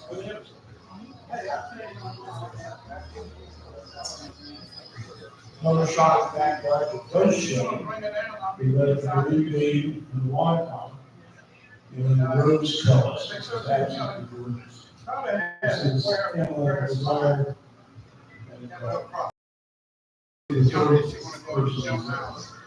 Roses walking. Strawberries.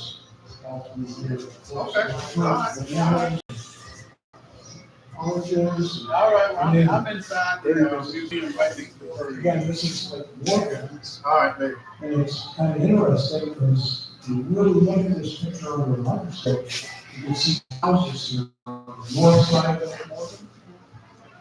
Well, that's where the where you put in both houses over there for them. So they all live on the other side of the water.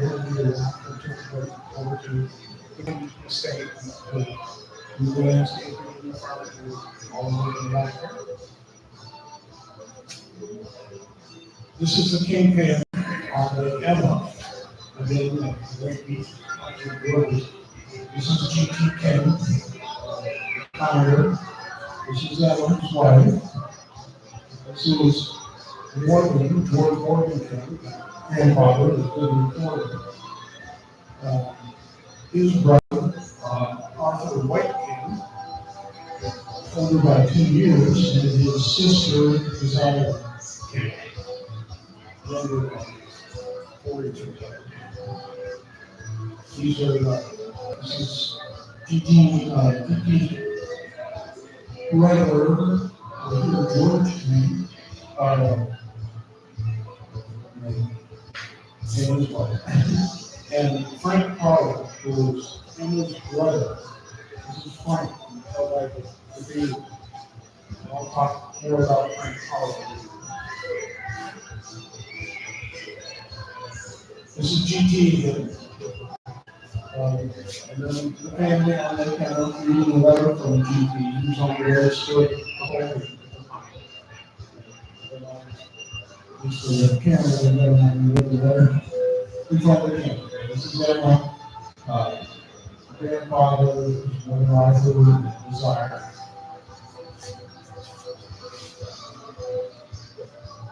And that's GT, I don't know, we're pretty fair to the neighbor's daughter.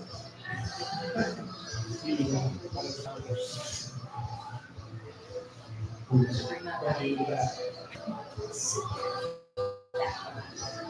trying to get to my hands. You know? This is Emma. Like a much younger lady. A little older here. Mother, Annie Logan, or GK's mother.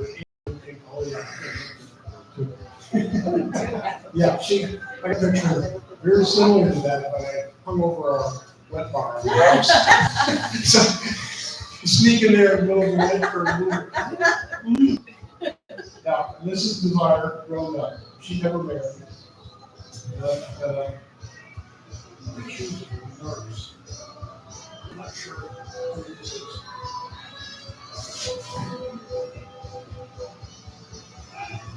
And that's Annie okay. That's GT's mother.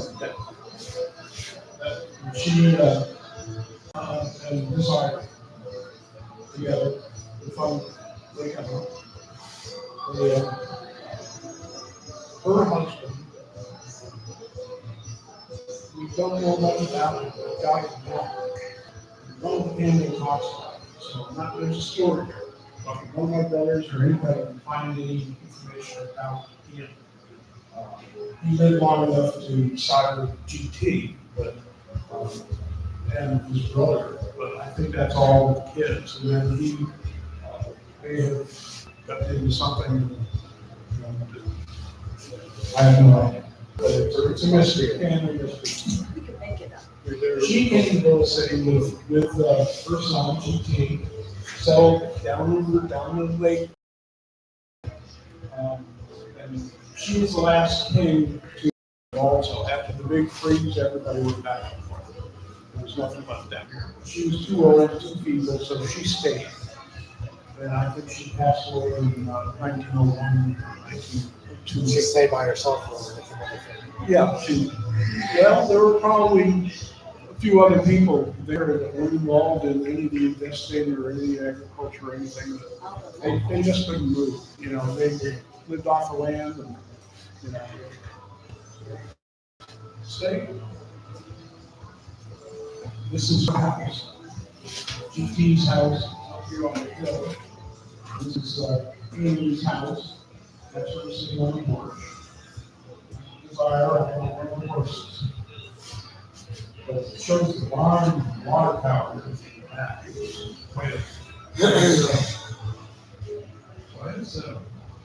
And this is, again, this is Maryland, this is not Indiana.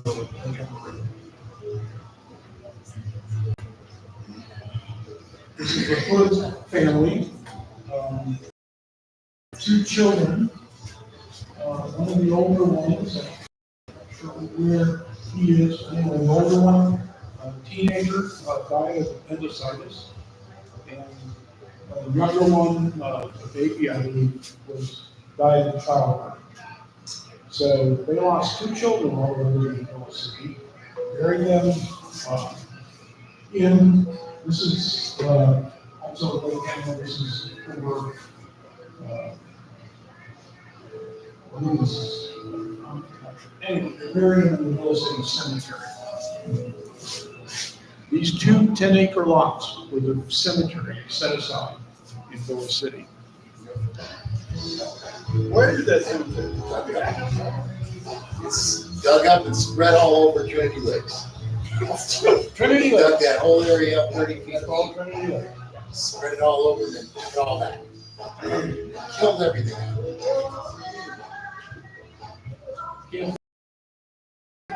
He was sent down here by his parents, and, built a house, or somebody built a house on Lake Spencer. Big figure. Where is that thing?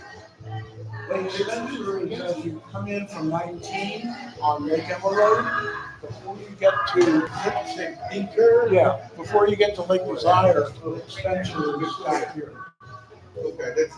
Yeah, I think that's where, Cindy lives. Cindy, yeah, the water speed water, the jump North, west corner of Lake Emma and 19. Lake Emma Roads. That's not that big, that says that we need to Up faster. Yeah, that's is right on back. Okay. as opposed to the one that's in the fish one, around Lake Desire.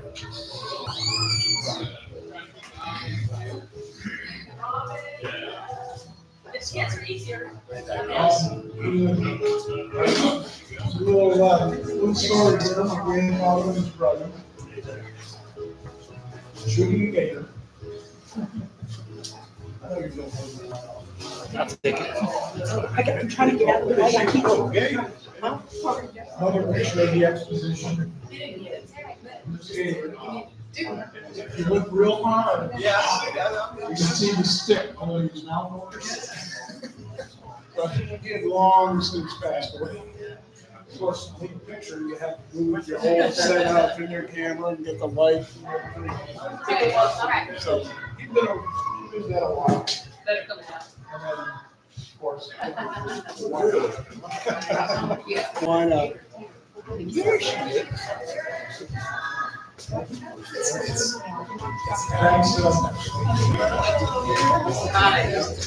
This is Arthur.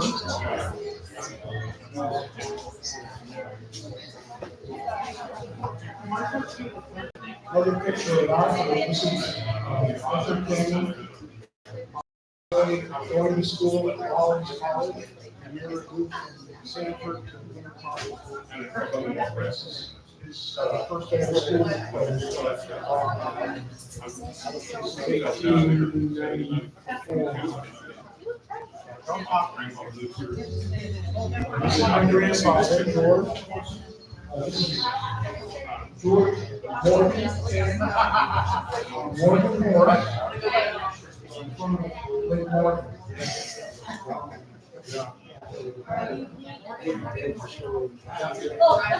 This is also George Morgan King of Rollins.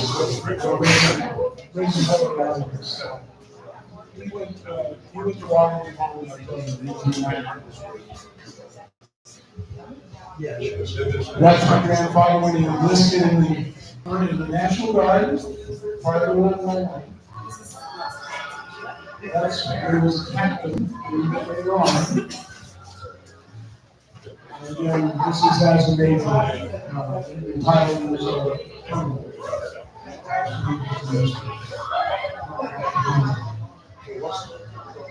That's Major Kenny and the staff in France. It was the Yankee division, they were during the war, in charge of a transportation company that ran trains from front to with supplies up and getting it back. That was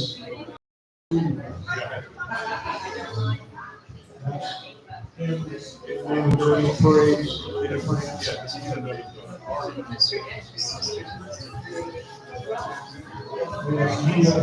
He published a newspaper while he was a boy, 7 years old. They said,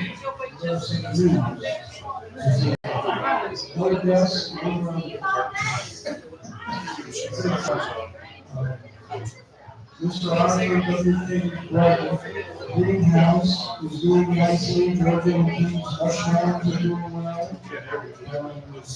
18 King's chickens are growing nicely, not getting a flower. Two of his sisters are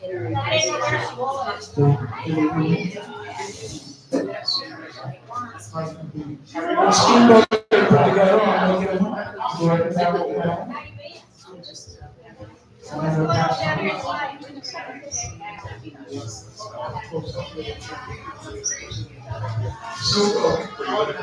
They did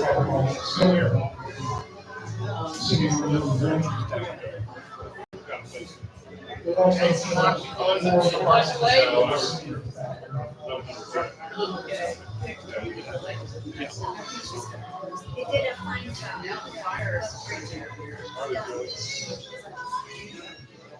Thank you. Hold on, it was all right.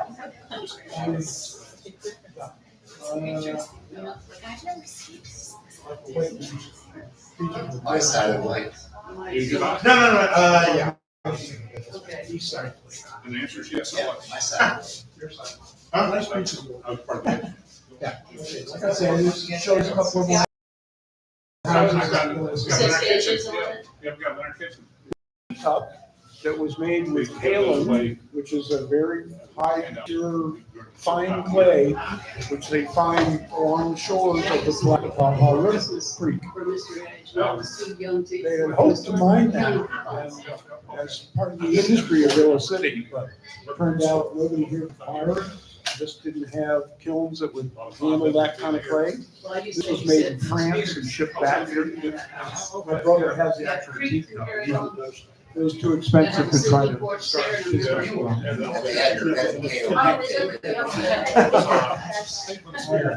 So that's pretty much the highlight of Villa City. Until February 7th, 1895. That's when the big cities came from. Everything above the ground. That was the most aggravating kid I ever Killed all the vegetables in the ground. In Villa City, it got down to 19 degrees and snowed. It started snowing late in the afternoon, 5 or 6 in February. And just absolutely devastated everything. The story of the big freeze precedes that a little bit. After Christmas, in 1894, there was another freeze that just stripped. It was bad enough to strip the trees, and by the middle of January, the trees had really no leaves, but the sap started running again. It didn't kill the trees. But it had a couple of warm weeks in January, which we typically have here. And then, so the trees were ready to go again in the springtime, and then February 7th, it dropped back down. Well, my grandfather says, all the sap, the trees froze, the sap inside the trees froze. The next day, as it is every time there's a freeze here, was perfectly clear and sunny. And the sun beat on those trees, warmed up the bark of the trees, and boom, exploded. He said they could sit on the front porch and listen to the explosions of the orange trees just blowing themselves up out in the grove. And it killed everything. It broke all our hearts and all our investments, and not only Willow City, but everywhere from Jacksonville down to Miami was affected by this freeze. It was absolutely devastating. And it ended, pretty much ended agriculture in Florida except for turpentine. That was the big thing that put that.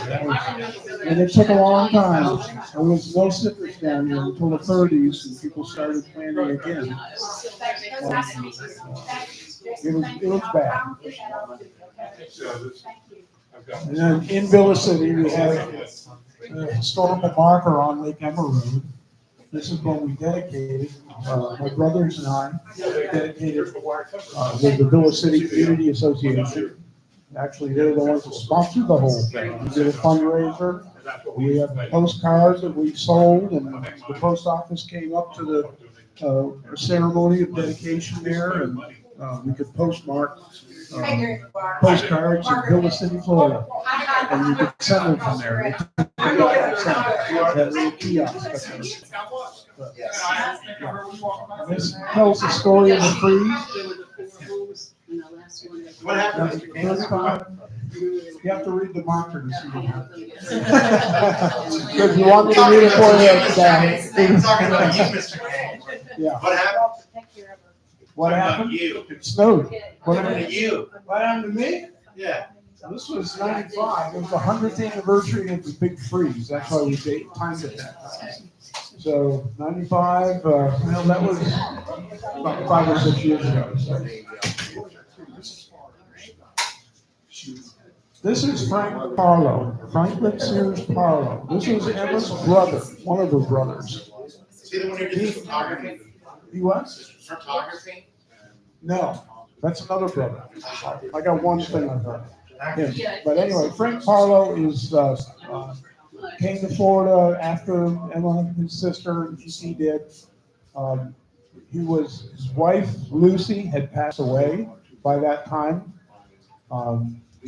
Lake Lucy is named after Lucy Sears Parlow, his wife, because that was the biggest lake. They named the lakes out after my family names. Emma, Morgan, Arthur, Desire, and Lucy was the one that couldn't make it, so they named the biggest lake after her. You know. So he came down alone. He established the post office in Villa City. He was a local notary. There's documents out there that have his signature and everything on it. This is Frank in the Villa City Post Office at his house. He's sitting there. A couple of letters I had that were postmarked in Villa City, 1898.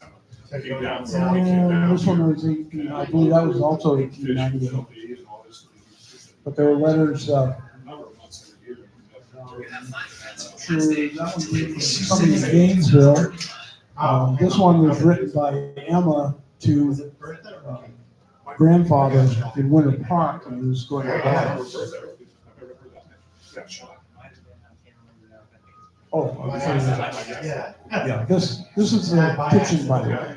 They weren't inside kitchens.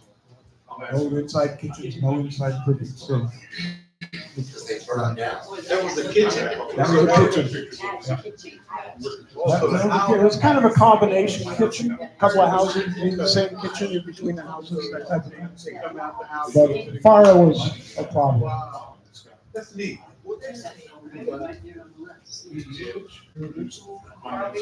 And this is a gravestone in Cape Cod. It's the gravestone. Here lies Lucy Augustus Sears with Mick Lucy. She's buried there. And then Franklin Sears Harlow, born 1829, died in Florida, and they're buried. That's all it says on the stone.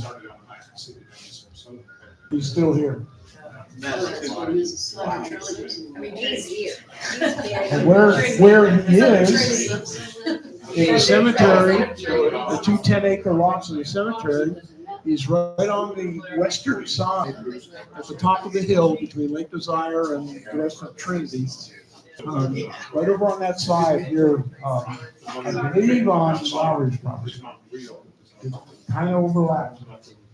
This is the road, Lake Desire is right here, the little sinkhole on Lake Desire. That little nod there that they couldn't fill in because it was the spring is there. So right past that, the road came up the hill and kept on going to Groveland, Taylorville. And along this road somewhere is where the cemetery was. Somewhere in this area, right here. Because it happened from. Got a little better. There's nothing left. Barbara Whitehouse, who wrote the book, the Villa City book, remembers a big longleaf pine tree on top of the hill, and a little fence around the bottom of it with 3 little gravestones, or at least 1 gravestone in there. And it was all plowed under in the 50s for citrus. Everything, every remnant of the tree's gone. But I believe the tree is still here. This is 1941 when this area was taken. I mean, you had to go up there and start the little biplane through the circle. But yeah, this is in 1941, the earliest aerial I could find before Lake Emma Road was put in or anything like that. So right down in this area, the prettiest site, beautiful view of Lake Lucy from there. That's what it's doing. And here's another picture of the road we 20 miles ago. This is Trinity Lakes before they did the northern part of it. George got that on his phone. Yeah. Trinity Lakes now comes all the way up. But I believe it misses where the cemetery is.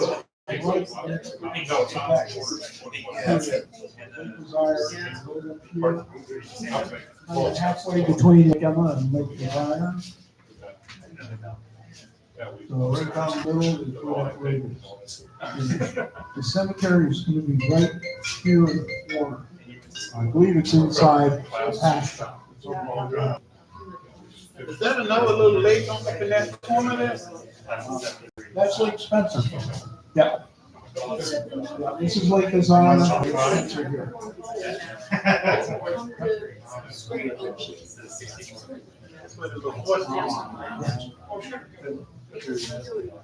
This does show Lake Emma Road.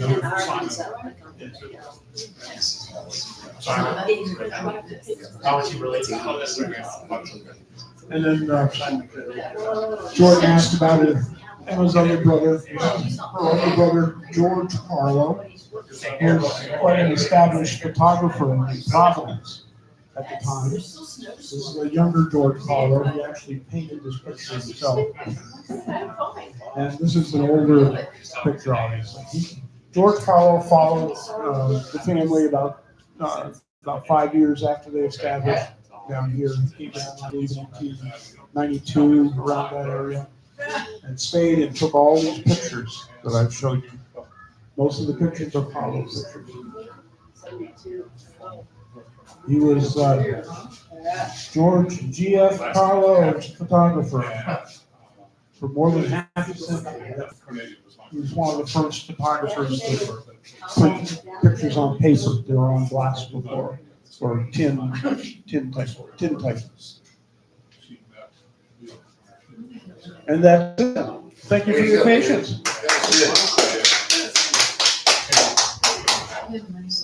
You got any questions? Do you want to see any other pictures again?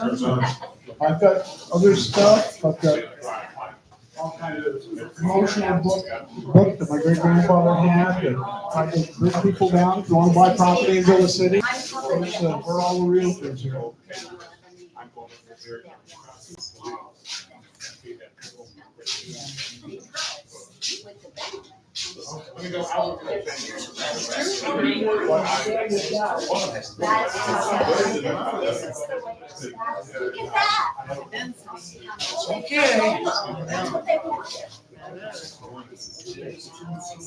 Down Rose Street, which still exists, the Campbell Road, Fish Hooks, and all goes around. Come down Rose Street, and the second lot, and the lots are bigger than this one. So my neighborhood is this area here goes down. Copyright 18.